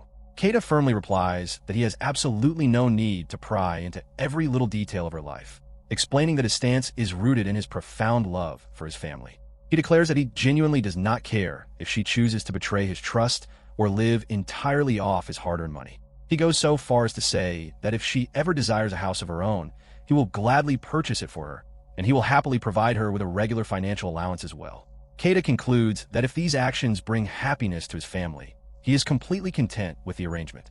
Swearin remarks on just how incredibly indulgent and doting an uncle he is, causing Keita to let out a small laugh. Swearin admits she feels incredibly foolish for getting so aggressively worked up on his behalf. Keita acknowledges her protective anger and expresses his genuine appreciation for her concern. However, Swearin's expression grows anxious and flustered. She covers her face to hide her embarrassment, muttering that Keita sounds incredibly cheesy, while Senna and the other girls gaze at him in absolute admiration, thinking to themselves that Keita is incredibly cool. Swearin then turns her frustration back onto Hikari, scolding the trembling girl and pointing out that since her uncle completely spoils her, she needs to say something meaningful in return. Hikari, emotional, tearfully confesses just how much she truly loves her uncle. Watching the touching display, Swearin feels a wave of jealousy, reflecting on how wonderful it must be to have a supportive family. Keita then gently asks Swearin if she would mind sharing some details regarding her own parents. Swearin explains that her household consists only of her mother, as her father tragically passed away 18 years ago. The mention of that specific timeline causes Keita to reflect deeply. He remembers that 18 years prior, the entire world suffered immense devastation, and he carries the heavy burden of knowing he failed to save a single soul during that catastrophe. At the very least, he silently hopes that these young individuals can live blissful lives, sheltered by the sacrifices of old, worn-out men like himself. The following day at the office, Keita's company CEO bursts out laughing, attributing their sudden massive success entirely to his own sincere corporate approach. The executive expresses utter disbelief that Doom Production has officially reached out to request a formal collaboration. While walking alongside Keita, the CEO ecstatic boasts that this partnership will completely fill the pages of their publication, effectively securing their company's financial future while praising Keita for possessing such brilliant talent. Keita politely interrupts the celebration to agree that the outcome is indeed amazing. Suddenly, Keita's manager, Ukai, calls him aside to speak privately. She jokes that he should write a secret distress message on the famous bulletin board at Shinjuku Station. Keita chuckles and replies that while he understands a reference, the station no longer features a message board. Ukai then vents her frustration regarding their delusional CEO, mocking his belief that a sincere corporate approach won the deal when the entire situation was actually sparked by Doom Productions' own internal corruption. Ukai is surprised, assuming that Keita was the one who personally negotiated and settled the dispute. The manager clarifies that the sudden collaboration was entirely a result of the massive public scandal involving the channels run by Kinya and Mamoru. In exchange for Keita's party keeping the details of the dungeon assault strictly confidential, Doom Production pitched the joint venture as a form of corporate hush money. Thanks to this arrangement, the specific incident regarding Kinya's assault on Keita never became public knowledge. However, rumors regarding the group's other historical crimes began to leak to the authorities anyway, ultimately resulting in Kinya being completely terminated and ousted from Doom Production. Meanwhile, Mamoru and the rest of his violent henchmen seem to have vanished entirely from the scene. Keita secretly wonders if Doom Production used its immense industry influence to pull strings behind the scenes to make those men disappear. He finds the thought incredibly terrifying and reinforces his desire to avoid getting entangled with them any further. Ukai argues that the current narrative makes no sense, reminding Keita that he was the one who stepped up to negotiate directly with a rival company. She insists on telling the higher-ups that Keita deserves the full professional credit for saving the magazine. Keita immediately stops her, pleading with her not to reveal the truth. Ukai laments that his immense hard work will go completely unrecognized, but Keita reassures her that he is perfectly fine with the outcome, preferring to let the company executives remain in their misunderstanding. Ukai lets out a resigned sigh, while Keita smiles and explains that he has absolutely no need for their half-hearted professional recognition. This selfless attitude causes Ukai to think to herself that this modesty is the classic, defining trait of Keita's character, and she realizes she deeply admires that quality in him. With the major corporate crisis averted, Keita reflects that the magazine should be financially safe for the foreseeable future, allowing him to finally relax. Just as he finds peace, his manager summons him back over for an official update. She brings up the impending Doom Production joint project. Keita is startled, asking if Ukai is the one designated to manage the high-profile collaboration. The manager clarifies that she is not the one assigned to the task. Instead, Keita himself will be placed in complete corporate charge of the project, noting that this assignment is a direct, non-negotiable order from their company CEO. Keita's heart sinks as he realizes this promotion will only bring an immense amount of extra work to his doorstep. Keita sat up in his bed and clutched his head in frustration. Outside the residence, 3 men were lurking in the shadows. One of them confirmed that this was indeed the house they had been assigned to target for their mission. Another accomplice commented on how run-down and shabby the property looked, deducing that it was highly unlikely to contain anything of significant value. The third intruder, who wore a black helmet, dismissed this concern, stating that the prize inside was actually far better than stolen gold. He checked his mobile phone to monitor a live feed of the house and focused on Hikari. The criminal wearing a black cap gasped in surprise, noting that even though Hikari was over 40 years old, she still possessed an incredibly stunning physique, making her highly desirable for a woman past her prime. The final accomplice, who wore a black mask, asked if Hikari was the one the man in the black cap was after, suggesting that Hikari's young daughter looked far more appealing. The man in the black cap explained his dark philosophy, arguing that taking risks to explore dangerous dungeons was completely foolish when they could target unawakened, normal citizens without any risk at all. He noted that this method allowed them to easily acquire both money and women. The others quickly agreed with this logic. They discussed their disturbing plan, noting that if they kidnapped a regular girl and forced her to slay a low-level goblin inside a dungeon, she would automatically awaken as an official dungeon adventurer. Under dungeon laws, this meant that no matter what horrific acts they committed against her, or if they killed her, she would endlessly reappear at a resurrection point perfectly unharmed, allowing them to bypass modern criminal laws entirely. The man in the black helmet concluded that it would be idiotic not to exploit such a legal loophole for their own twisted gain. While popular dungeon streamers represented the heroic light of this new adventurous era, these men embodied its absolute, lawless darkness, operating a dangerous underground business to satisfy their criminal desires. As they climbed over the property gate and dropped down to the ground, one of the men mentioned that their intelligence reported only a skinny, ordinary old man living on the property, making the break-in seem like an absolute piece of cake. The man in the black cap assumed that an old man like that must be hoarding a massive amount of secret cash. The accomplice in the black helmet proposed that they torture the old man until he surrendered all his financial passwords so they could drain his life savings. Standing directly outside the entrance, the man in the black helmet placed his hand on the door mechanism and activated his specialized thief skill for lockpicking. The heavy door let out a sharp creaking sound. However, when the men pushed against the frame, the door refused to budge. A tense silence fell over the group until the man in the black cap angrily demanded to know why his companion was taking so much time to unlock a standard residential door. The lockpicker grew nervous, stating that something felt entirely wrong with the house, wondering if the structure was protected by powerful defensive magic or a mystical barrier. Suddenly, a calm voice called down to them from above, asking if there were only 3 intruders in total. The men looked up to see Keita standing on his balcony, looking down at them. The criminals instantly recognized him as the old man they had been explicitly instructed to physically assault. The masked intruder declared that they would simply eliminate the old man first before moving on to trap the women inside. Gripping a sturdy iron handle, Keita's tone shifted drastically as he asked the man to repeat what he had just said. The immense pressure behind his words caused all 3 intruders to shudder with sudden terror. The man in the black cap frantically turned to his companion, asking if their commander hadn't explicitly stated that this old man was just a regular, unawakened citizen. The lockpicker stuttered in fear, confirming that was what they were told, while questioning the terrifying, malevolent aura radiating from Keita, which closely resembled the presence of a high-level dungeon monster. As the criminals trembled in place, a sudden swishing sound cut through the air. In the blink of an eye, Keita materialized directly in front of them on the ground. The masked intruder was completely frozen with shock, failing to react to an incoming open palm strike. Keita delivered a powerful blow straight to the man's chest, resulting in a heavy thud. Keita calmly observed that the criminal was wearing a safety vest reinforced with thick steel plates, noting that a strike had been aimed directly at the heart.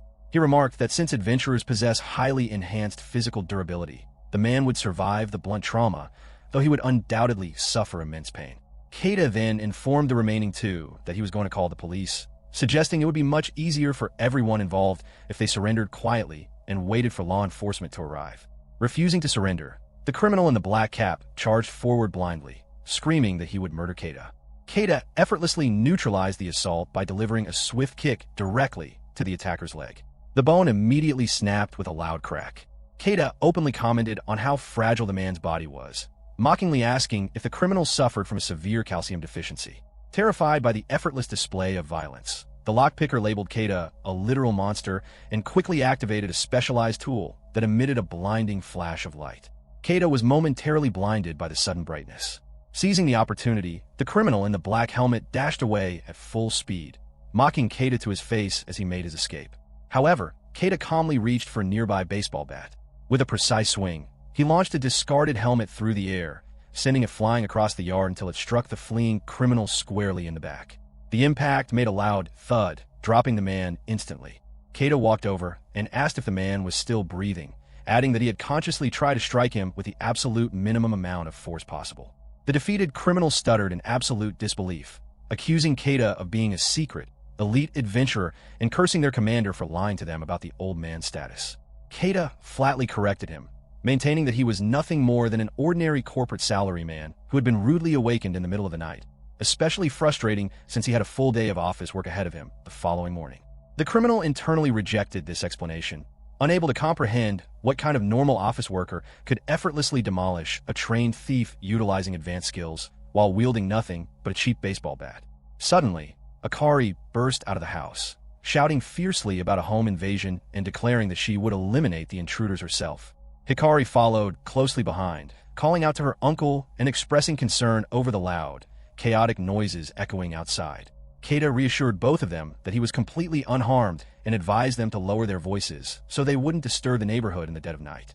Hikari marched over to the criminal in the black helmet, shaking him aggressively while asking Keita if this was the pathetic thief who had dared to target their home.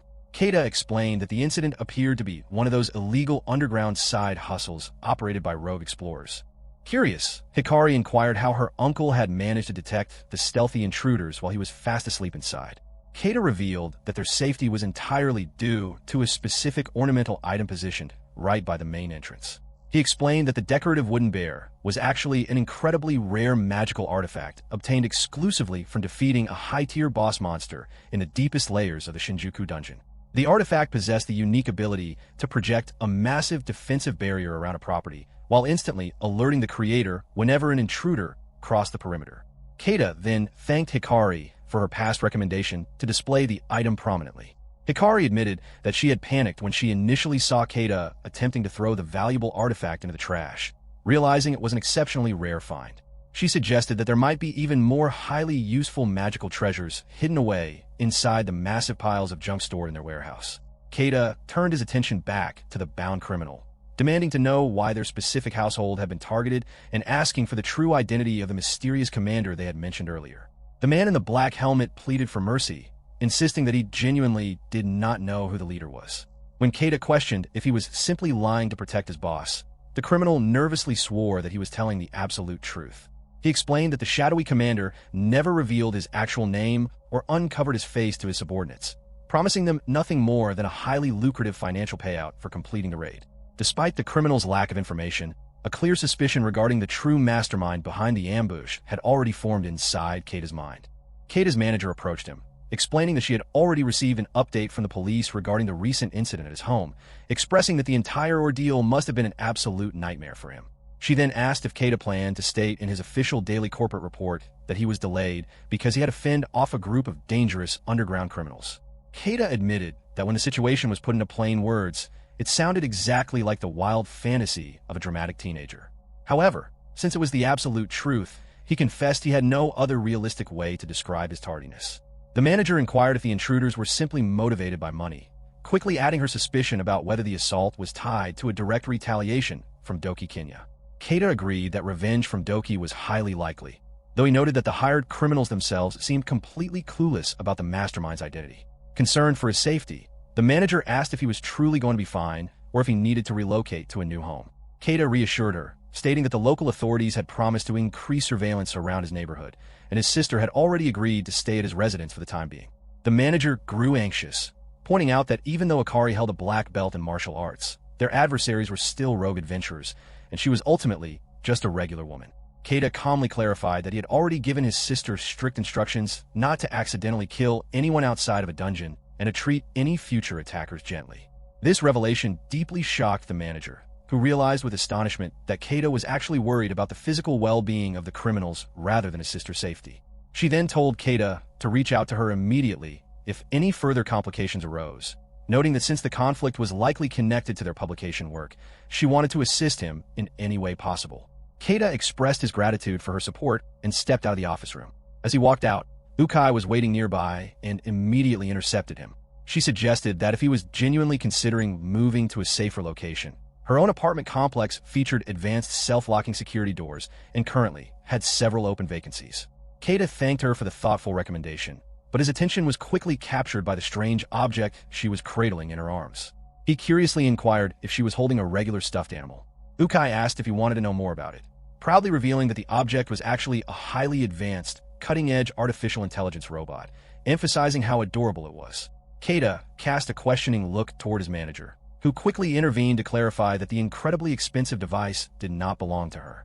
She stated that there was absolutely no way she could ever afford such a luxury on her salary. When Keita asked about the actual price tag, his manager explained that the robot cost a staggering 1 million yen up front, accompanied by a hefty 50,000 yen monthly subscription fee. However, she added that if a customer chose to pay 2 million yen immediately, the recurring monthly subscription cost would be completely waived.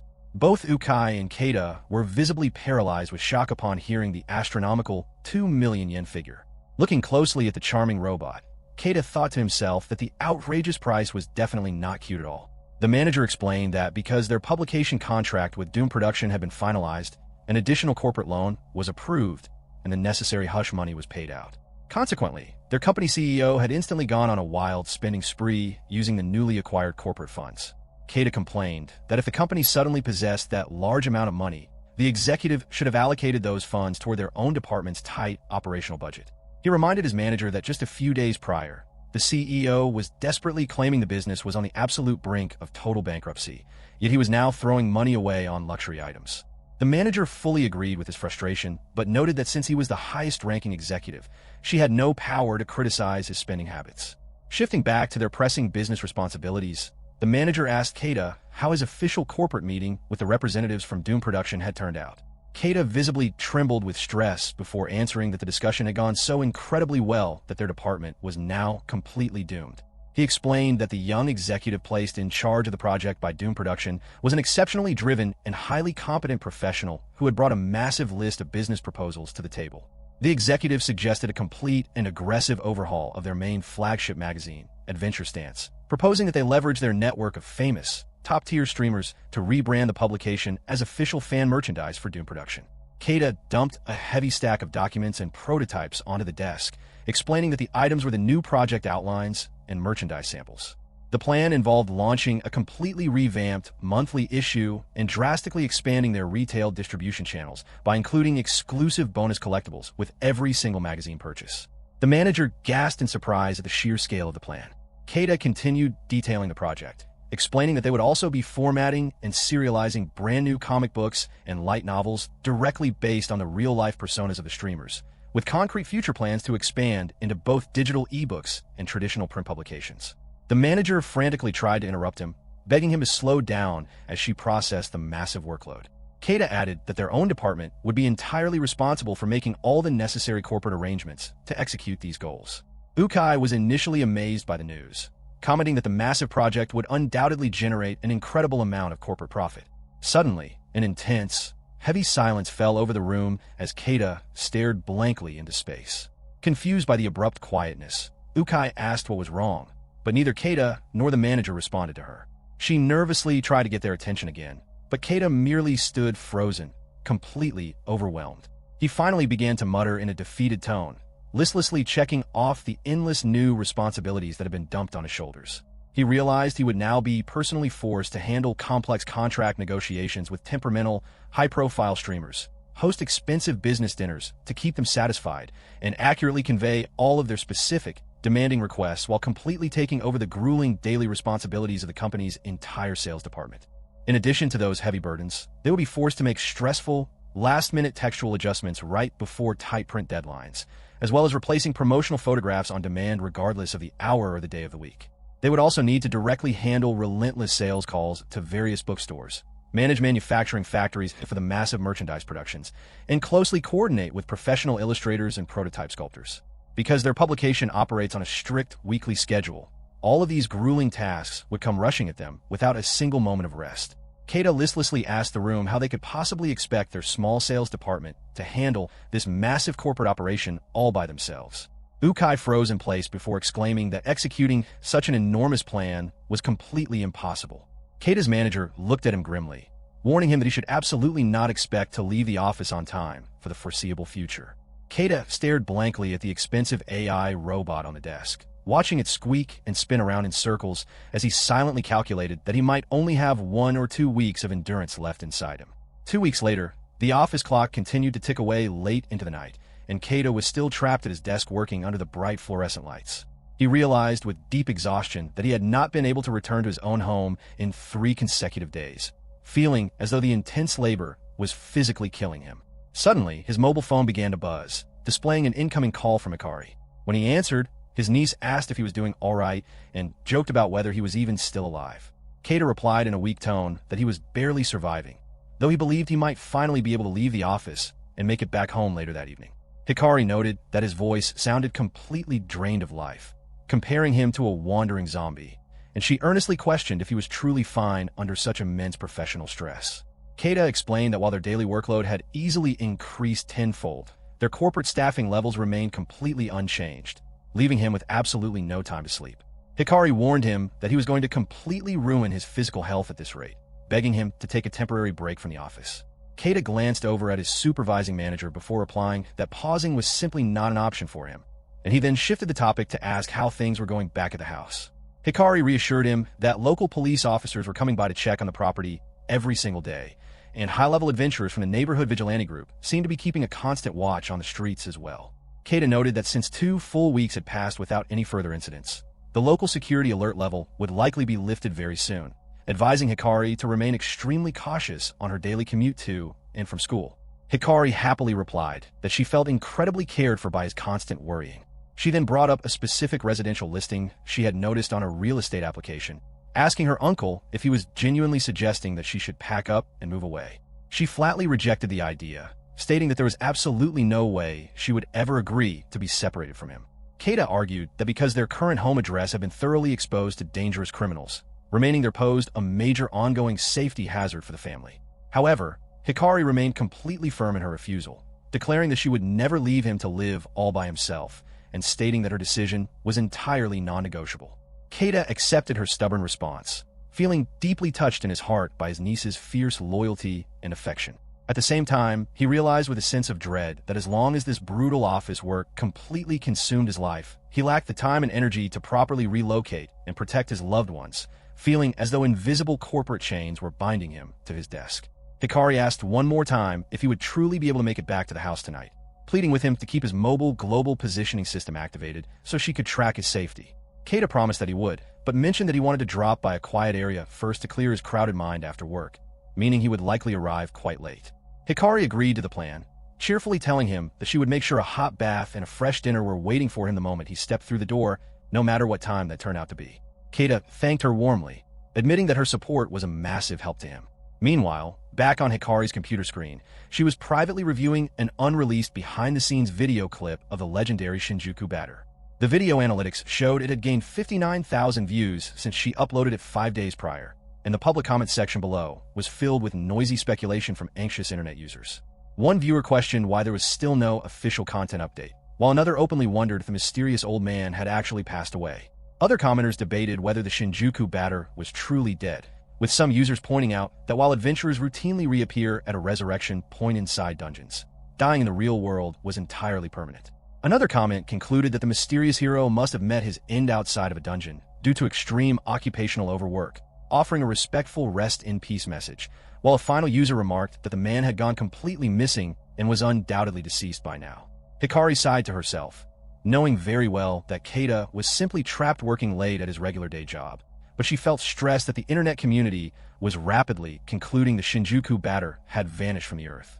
She realized that merely slicing up and recycling old video footage to maintain channel engagement was quickly reaching its absolute limit.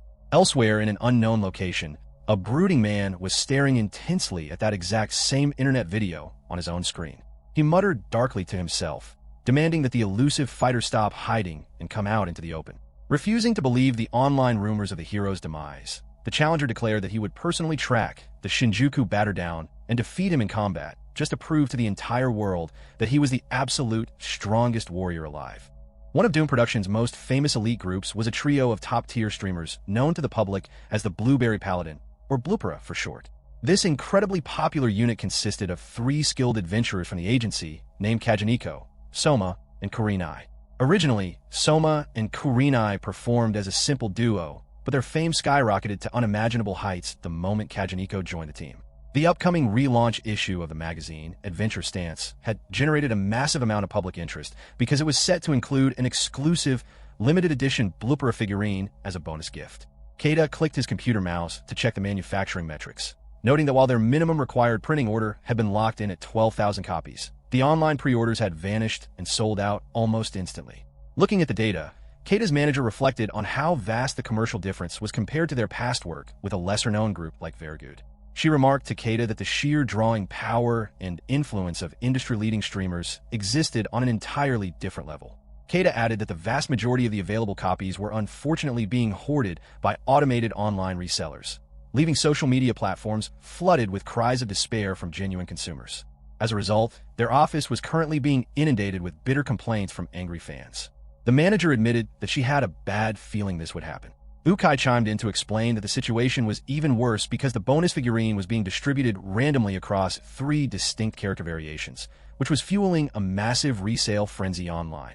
The manager insisted that they had to take immediate action, arguing that it was completely ridiculous for all of their grueling department labor to end up merely serving as profitable merchandise fodder for greedy scalpers.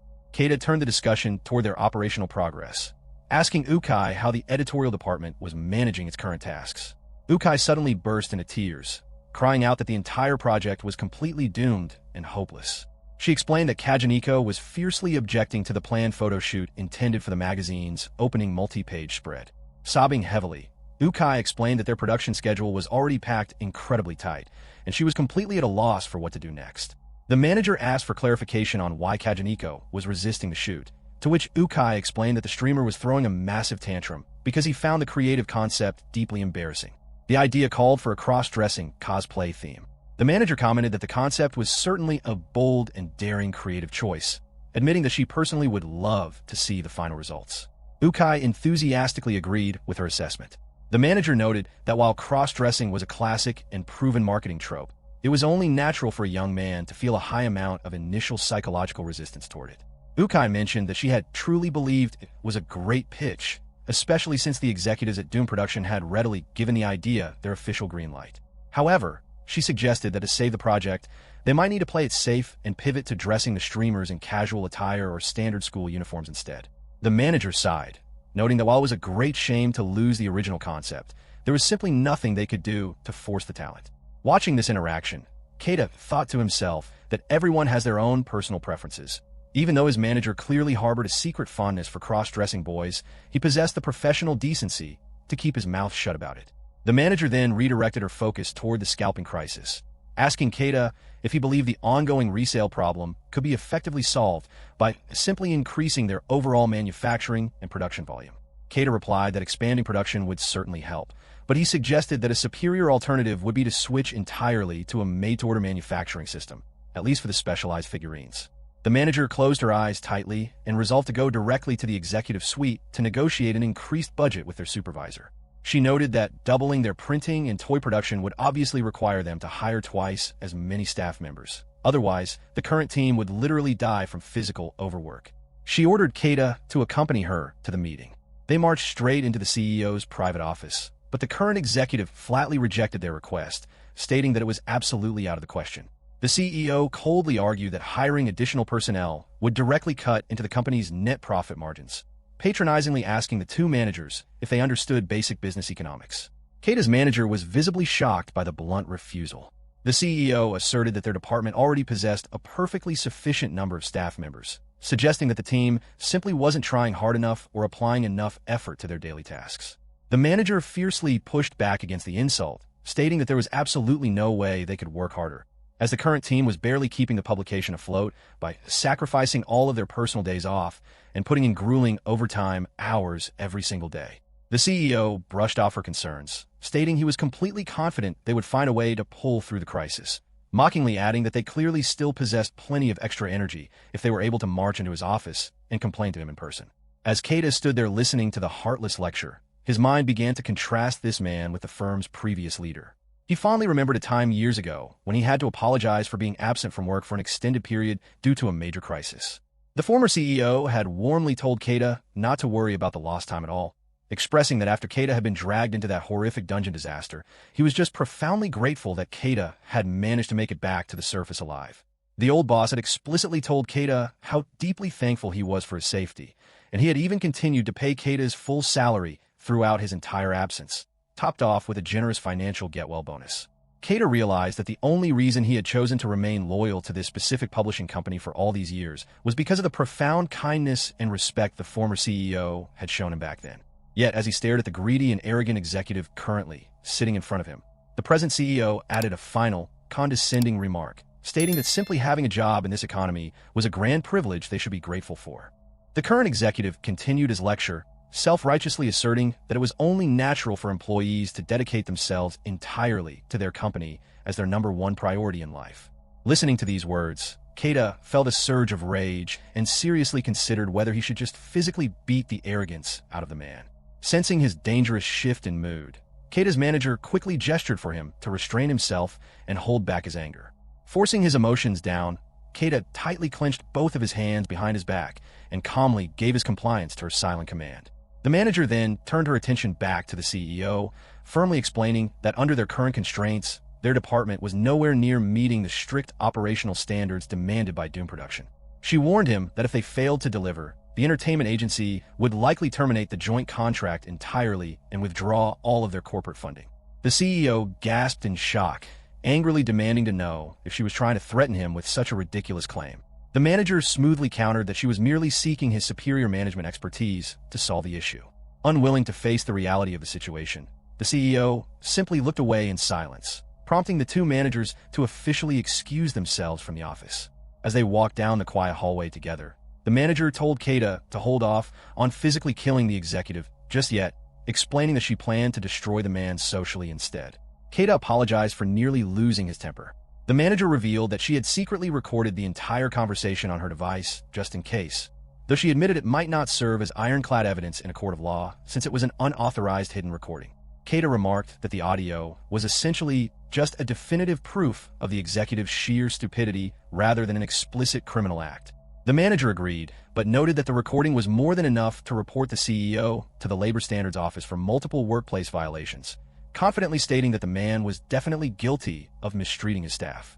Keita added that they should also look into auditing the accounting records, expressing his absolute certainty that they would find financial regularities there as well. Stopping by a nearby vending machine, Keita purchased a mixed coffee and handed it over to his manager. She thanked him warmly and promised to reimburse him for the beverage later, but Keita insisted there was no need and told her to accept it as his treat. The manager smiled, noting that he always seemed to know her exact personal tastes.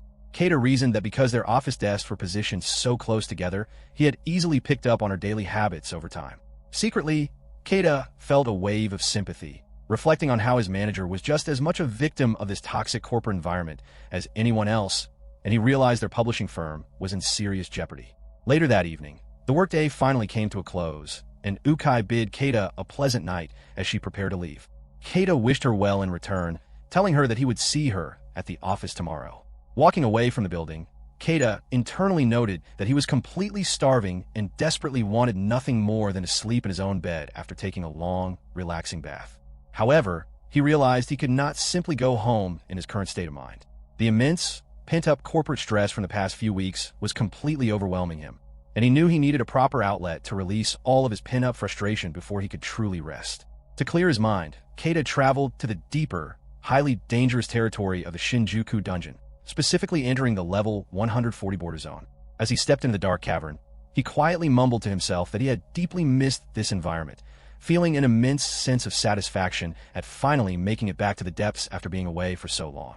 The peaceful silence was suddenly shattered by the echoing sound of heavy footsteps. A massive armored soldier monster materialized from the shadows, letting out a terrifying, deafening roar as it lunged forward to launch a brutal ambush from behind. Keita, however, did not even flinch. He spun around with lightning speed and delivered a devastating counterpunch straight into the creature's chest. Commenting that the monster was simply too slow, the sheer force of Keita's blow instantly shattered the creature's thick ribs, causing the armored soldier to violently cough up blood. The heavily wounded monster cursed in agony. Keita calmly lowered his fist and scanned the surrounding darkness of the cavern.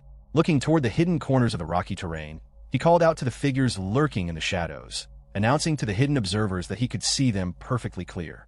Keita made it known to the figures lurking in the shadows that their concealment was entirely useless against his sharp perception. Before any of them could respond to being spotted, a dark-skinned female mage swiftly invoked her light magic, unleashing a skill called Rescue Heal. A blinding flash of radiant magic engulfed the fallen armored man, instantly revitalizing his body. Reinvigorated, the heavy warrior surged back onto his feet, flexing his immense physique with unrestrained, boisterous laughter while declaring his return to the fight and urging his companions forward. Observing the tactical positioning of the two, Keita immediately deduced that the hulking warrior was deliberately placing himself in front to serve as a living shield for the supporting healer. Almost simultaneously, a masked attacker materialized at Keita's side, letting out a wild laugh as he lunged forward into the air. Mid-leap, the assailant invoked a dark skill known as Shadow Magic Armor Curse, casting a glowing magic circle directly beneath Keita's feet. Keita instantly identified the spell as a debuffing technique, recognizing it as a foundational maneuver in group player-versus-player combat. He knew that if he attempted to brute force his way out of the magic circle to avoid the weakening effects, the resurrected tank, backed by the mage's continuous healing, would step in to absorb his attacks. That move would effectively buy enough time for the rest of their allies to stack even more status afflictions upon him. Maintaining an unbothered and serious demeanor, Keita realized that the airborne mass caster and the armored tank were nothing more than a coordinated distraction. Without turning his body, he delivered a sudden, bone-shattering rear punch directly into the face of another covert attacker who had been silently creeping up behind him. The sudden counterattack sent shockwaves of panic through the enemy group, while the newly struck assassin reeled back in complete disbelief, loudly wondering how his stealthy approach had been detected so effortlessly. Keita coldly noted that the strategy was far too obvious, following up his initial blow with a heavy, devastating strike straight into the assassin's abdomen. Doubled over in agonizing pain, the enemy spat out a breathless gasp, completely stunned that his subtle movements had been read so thoroughly. Keita calmly explained that whenever debuff spells like armor or defense reduction are deployed, the standard follow-up is almost always a high-damage surprise attack launched from the target's blind spot. His intense gaze swept across the remaining group, instantly striking fear into the dark-skinned mage, the armored giant, and the masked caster. Internally, Keita was deeply familiar with every conventional tactic utilized in high-stakes combat of this nature. His mind flashed back 18 years to the catastrophic events of the Great Disaster.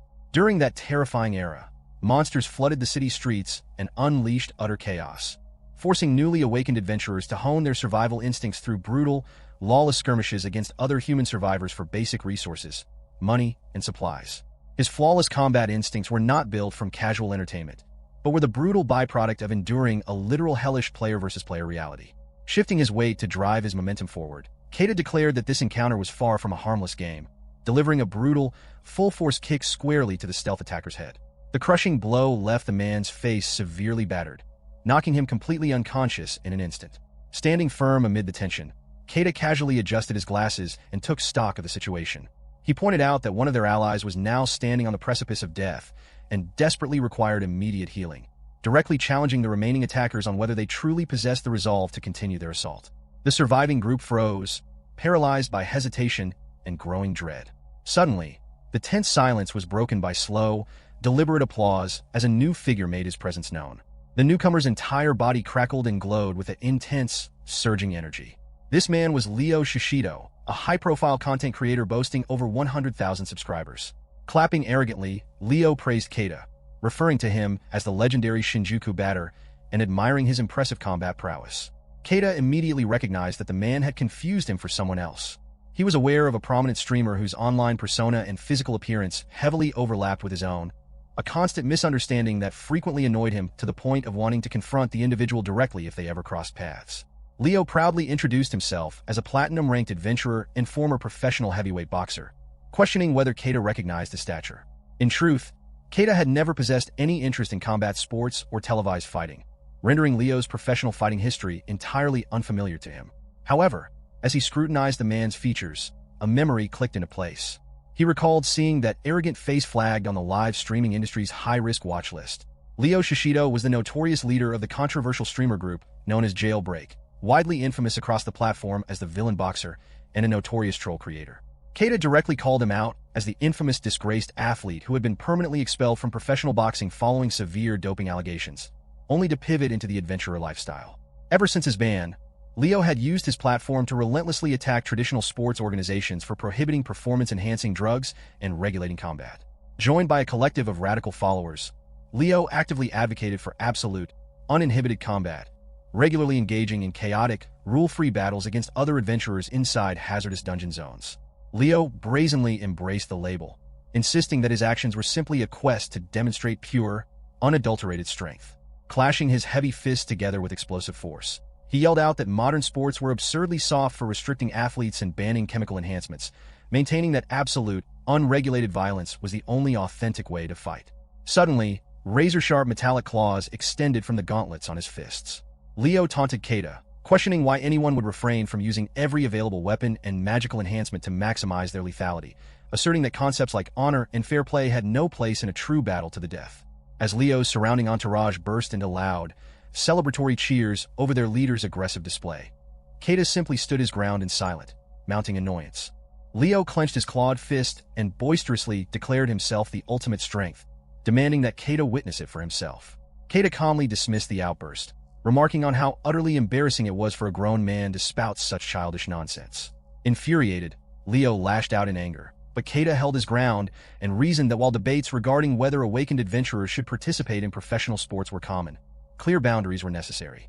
He explained that magical skills and physical abilities were far too unbalanced, requiring distinct categories similar to divisions for gender or awakened status. He added that the concept of an unregulated battle with no rules was simply boring. Annoyed, Leo accused him of trying to change the subject, but Keita countered that he was doing no such thing. He pointed out that all the grand talk about a lawless free-for-all and rejecting fair play was merely a series of cheap excuses used by a sneaky old man trying to justify cheating just to get a win. Meanwhile, online viewers began noticing that Leo Shishido's stream had finally gone live after a 2-week wait. As Keita openly questioned how anyone could find such behavior anything other than pathetic, the chat erupted with amusement at seeing the streamer get provoked so easily. Viewers lamented that they still couldn't see the legendary Shinjuku batter's face on camera, while Leo, pushed past his boiling point, roared in rage and swore to kill his opponent. Leo unleashed a violent strike that shattered the dungeon floor, prompting scared comments from the audience about the sheer speed of his fists.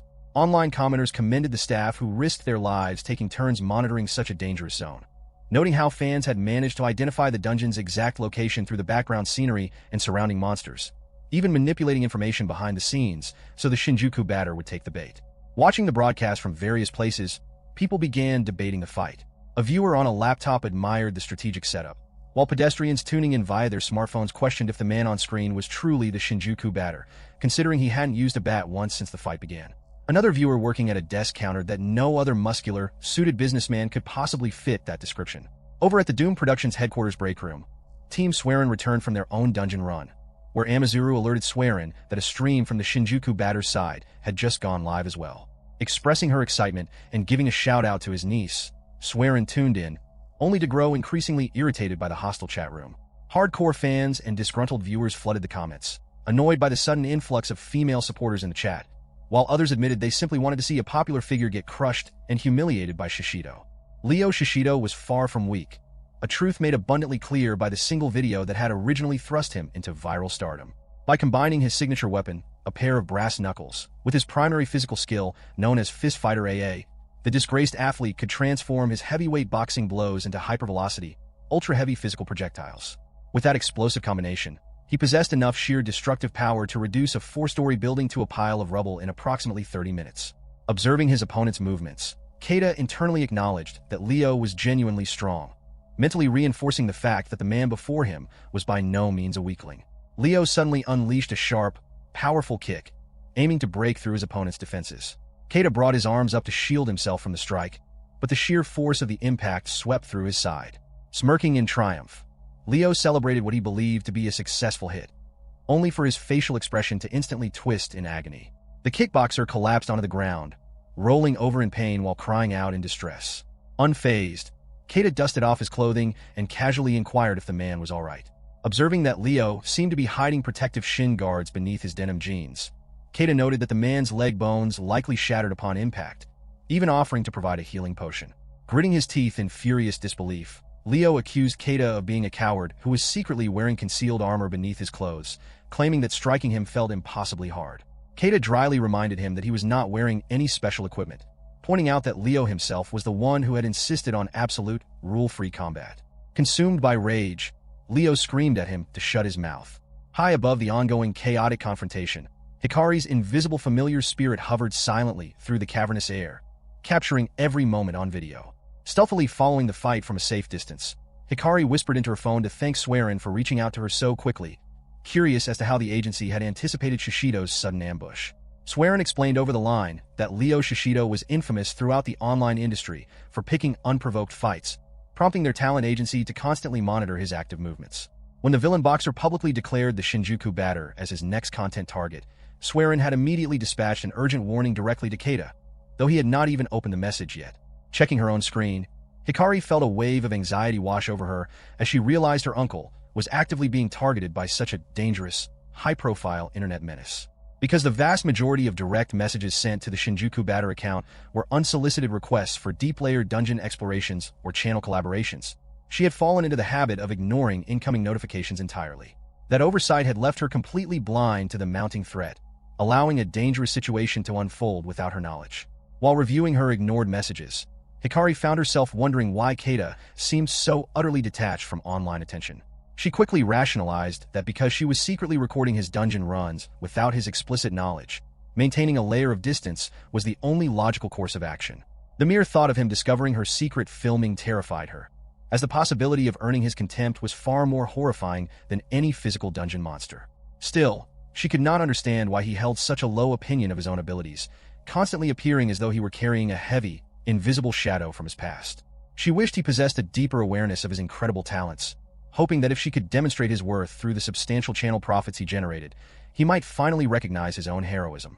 Refusing to back down, Leo surged forward once more, throwing a barrage of rapid-fire punches directly at his opponent. Keita remained remarkably composed, effortlessly deflecting and blocking every single incoming blow with calculated precision. As the aerial drone broadcasted the intense clash straight to the internet, the live stream chat erupted into a frenzy of mixed reactions. Some viewers praised the display as utterly incredible, while newcomers asked if this was where the legendary home run derby streamer was fighting. Skeptical onlookers questioned what made the suited man so special when he seemed to be taking a beating, only for informed fans to correct them, pointing out that Keita was not taking damage at all, but was effortlessly absorbing every strike. Enthusiastic supporters cheered on the Shinjuku batter, marveling at his overwhelming resilience. Finally running low on stamina, Leo pulled back, gasping heavily for air as his frustration boiled over. He screamed in complete confusion, demanding to know why the suited man refused to collapse under his assault. Stretching his muscles casually, Keita replied that he was simply absorbing the hits without issue, dismissing the intense attack as no big deal.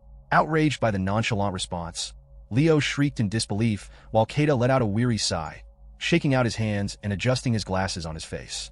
Internally, Keita was reaching the end of his patience. His mind drifted back to his relentless, exhausting routine, endless days consumed entirely by monotonous corporate work. It had taken him 2 full weeks just to squeeze a rare moment of leisure time out of his packed schedule to come into the dungeon for fun, only to have his short break ruined by aggressive internet weirdos. Feeling his stress levels skyrocket past their limits, Keita stood firm as a terrifying, pitch-black aura suddenly burst from his frame. Fixing Leo with a chilling, bloodthirsty stare, he declared that the streamer would make an adequate outlet for his frustration. Sensing the sudden, lethal shift in the air, Leo immediately dropped into a defensive guard, but Keita closed the distance in a blinding blur, driving a crushing, devastating punch deep into the boxer's torso. Keita's heavy fist sank deep into Leo's chest with devastating force. The sheer impact hurled the disgraced boxer backward, forcing him down onto one knee as he clutched his side in agonizing pain. Turning back toward his opponent, Keita issued a calm warning before reaching down to grab the metal bat resting beside him. A subtle smile touched Keita's face as he advised the streamer to quit while he still had the chance. Struggling through the intense pain, Leo refused to yield, arguing that a strike of that caliber could easily be managed by his passive toughness skill and demanding that Keita not underestimate him.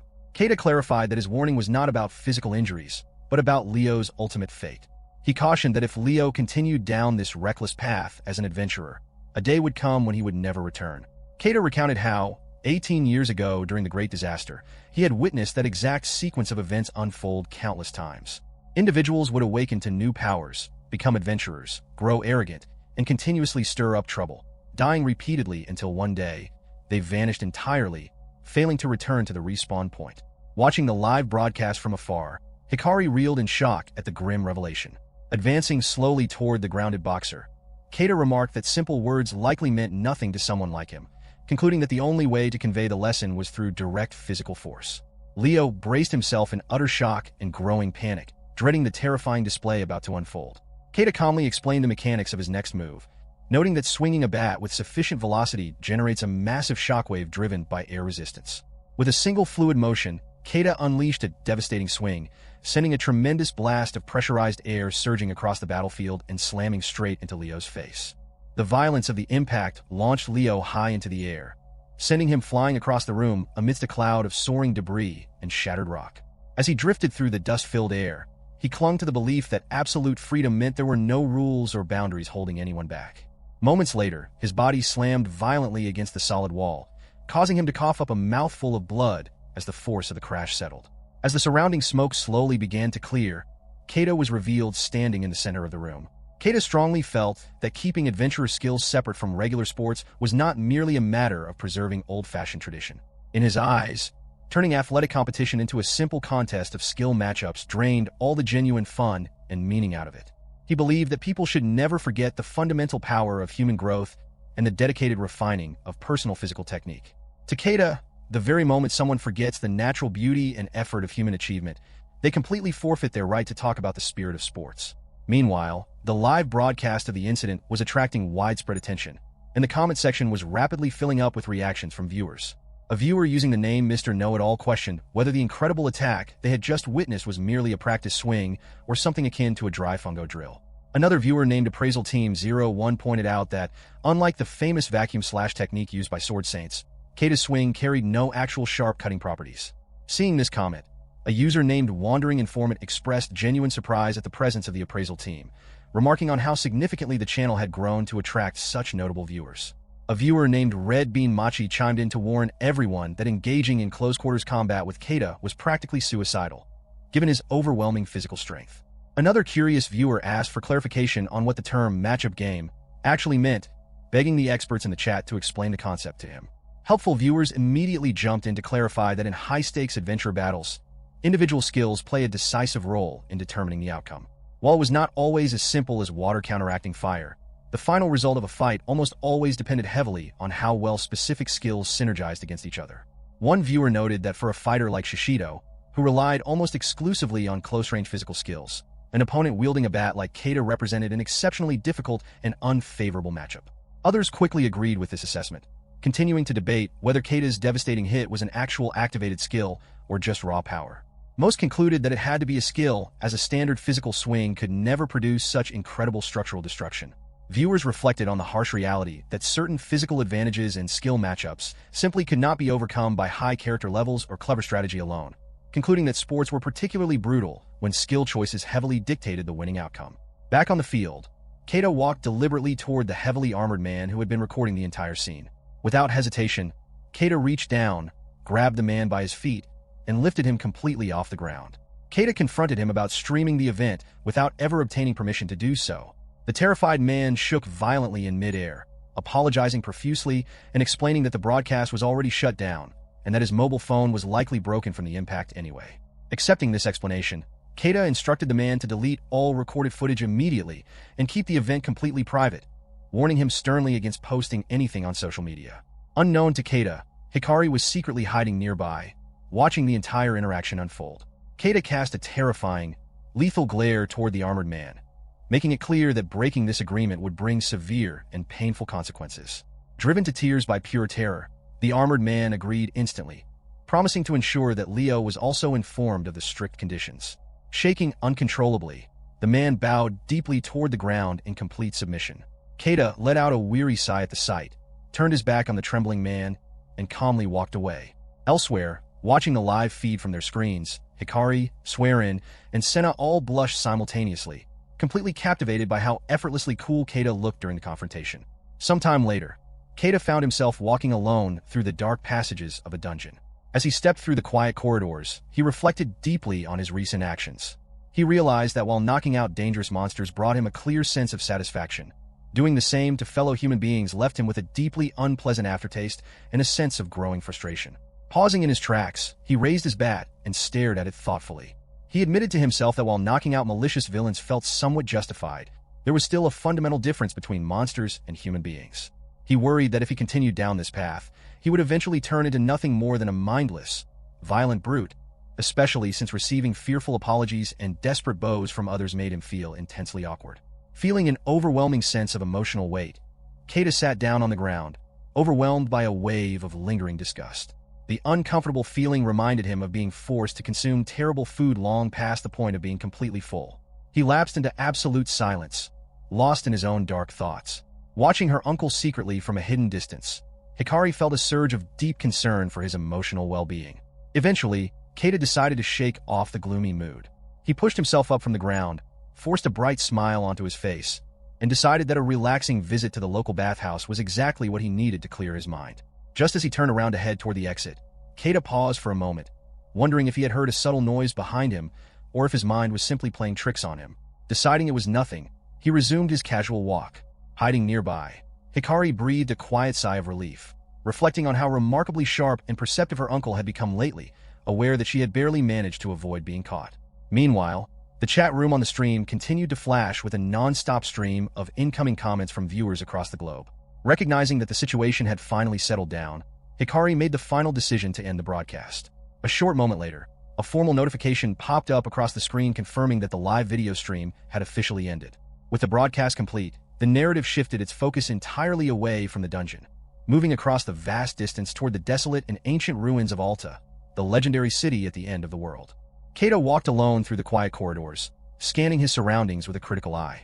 He reflected on how low the difficulty was in this particular area, offering no real challenge or reason for him to visit often, especially given how frequently other people passed through. He continued wandering until a poster on the wall caught his attention. Stopping to glance around and confirm that he was entirely alone, he knocked firmly against the poster while playfully reciting the phrase, "Here we go, Iron Blood drink." Right on cue, a sudden burst of brilliant light illuminated the wall as a hidden entrance materialized. Keita offered a casual greeting as he stepped through the opening, and the moment he crossed the threshold, the passage vanished, leaving the poster looking completely ordinary once again. Hiding nearby, Hikari watched the entire exchange in utter shock. She was stunned to realize that her uncle had just uncovered a hidden area, one completely absent from any online wikis or databases. Rushing over to inspect the poster, she panicked upon seeing that the door was already gone, leaving her with no obvious gimmick or mechanism to gain entry. Unable to linger in the public space for too long, her thoughts drifted back to her home situation. Ever since the recent incident involving a shady side hustle, her mother had been staying home constantly. Hikari had managed to slip out only by casting a shape-shifting spell on a stuffed animal to act as a body double, but she knew that if her mother touched it, the illusion would crumble instantly. While Hikari appreciated her mother's protective instincts, the constant oversight made sneaking around far more difficult. She strongly suspected that the true masterminds behind the illegal side hustle were the Tokyo Four Heavenly Kings, the four major adventurer clans that controlled the large dungeons situated across the city's east, west, south, and north sectors. Although they received official support as vigilante groups tasked with capital defense, they had effectively devolved into a network of organized crime. In particular, the faction controlling the Katsushika Shibamada area was known as Heavenly Hell. They actively harbored criminals like Daki Kenya and systematically siphoned off illegal profits. Hikari pondered the reality of the situation, realizing that while she knew Daki was connected to Heavenly Hell, that link alone was not enough to officially tie the entire clan to the illicit side hustle. Even though the Heavenly Hell gang was currently facing exposure due to the extra crime she had reported, the organization could easily frame the entire scheme as Kenya's solo operation, severing ties with him to escape liability. Without a definitive smoking gun, taking down the entire syndicate seemed impossible. She knew her uncle possessed the raw strength to crush the gang single-handedly, but vigilante justice was still a crime. Clenching her fists, she resolved to protect her uncle and her family at all costs, determined to keep him from being branded a criminal. Realizing she had pushed her luck far enough for one evening, especially with her uncle going viral online once again, she turned and sprinted back home.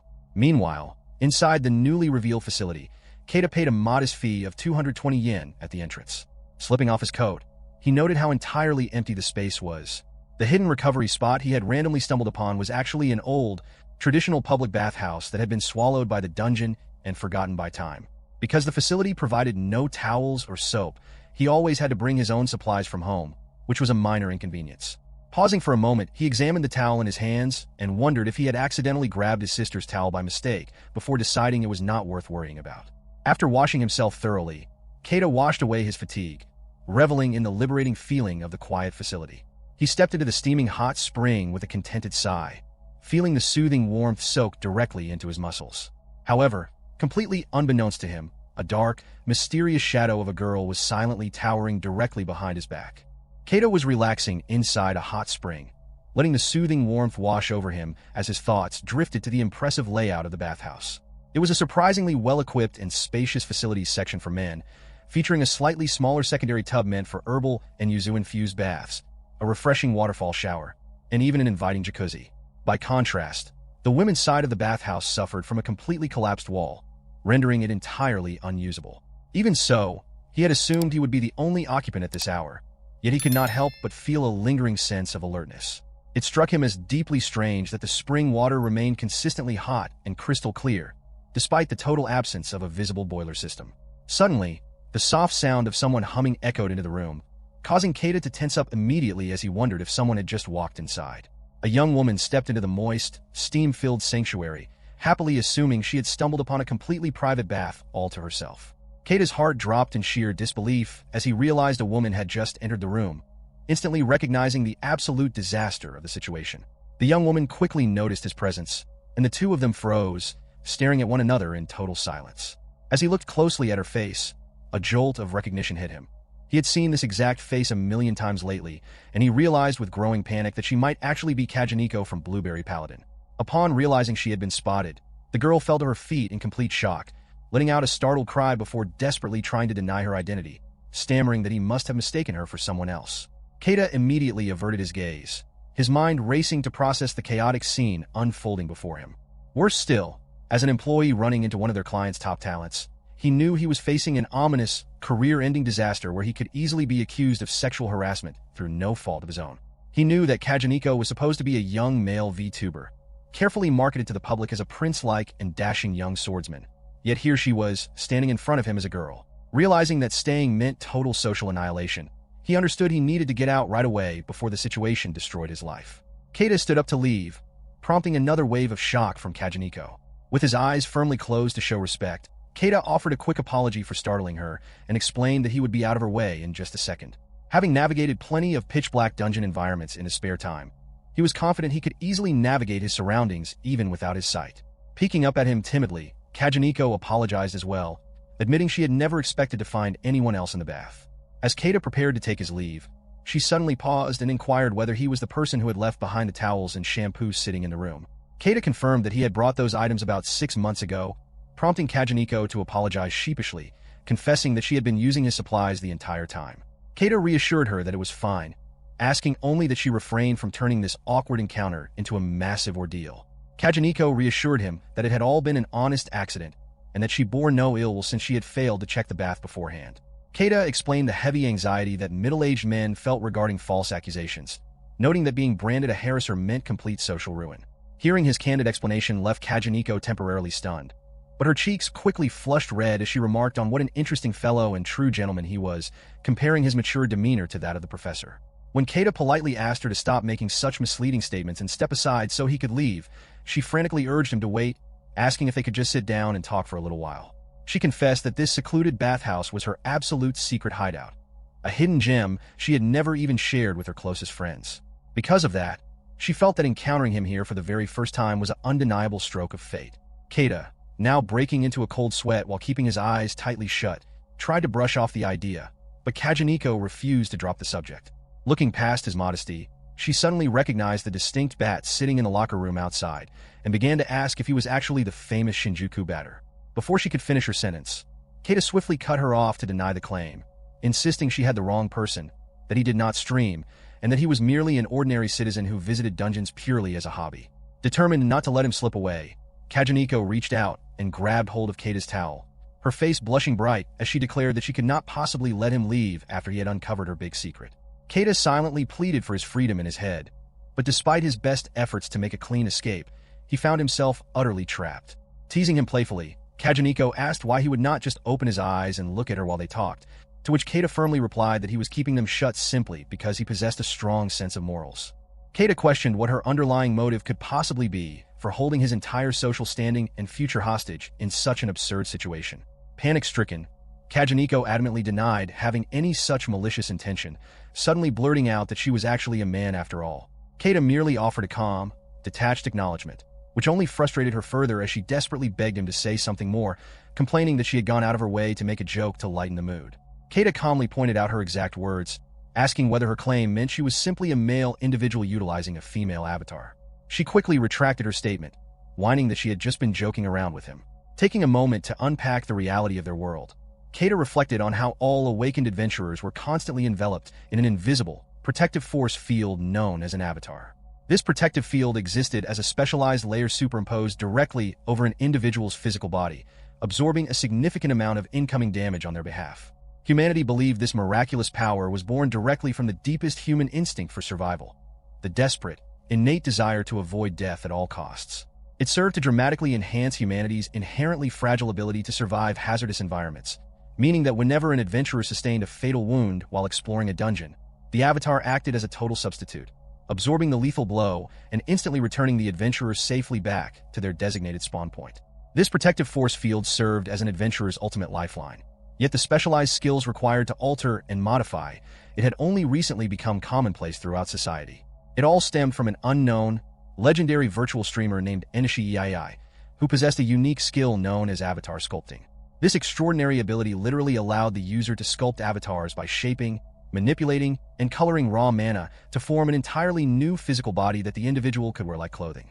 Through the direct cooperation of Isekai, the inner mechanics of this unique skill were fully analyzed by researchers, ultimately leading to the commercial release of a specialized item that allowed virtually anyone to customize their avatar's appearance. Although this new customization item instantly became a massive, global hit, the process was far from easy for untalented amateurs to master. The actual range of personal customization heavily depended on an individual's personal level and various other complex factors, making failure a very common occurrence. Dangerous accidents occurred frequently, with inexperienced users regularly fainting from excessive mana exertion while attempting to modify themselves outside of dungeon zones. Because of these hazards, a strict government licensing system was eventually established, dictating that only certified and highly trained professionals were legally permitted to perform avatar customization services. Naturally, the process became quite expensive, coming to resemble high-end cosmetic surgery. Furthermore, because the societal demand for gender-bending modifications and virtual beauty enhancements was virtually endless, the entire industry had transformed into a massive, highly lucrative moneymaker.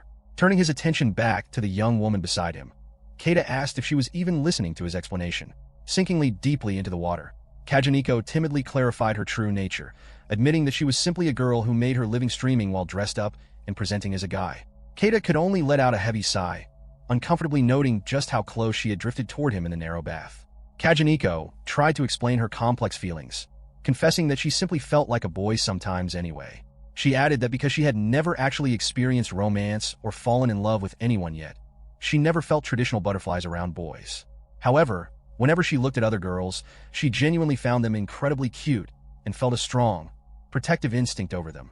Hearing this, Keita inquired whether she was simply attracted to the same sex in a romantic sense. Kajuniko quickly countered his assumption, explaining that she would not go quite that far with her feelings.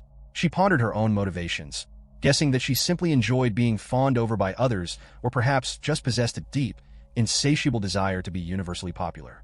In Keita's mind, that was easily the shallowest, most tedious, and utterly superficial answer he could have possibly imagined.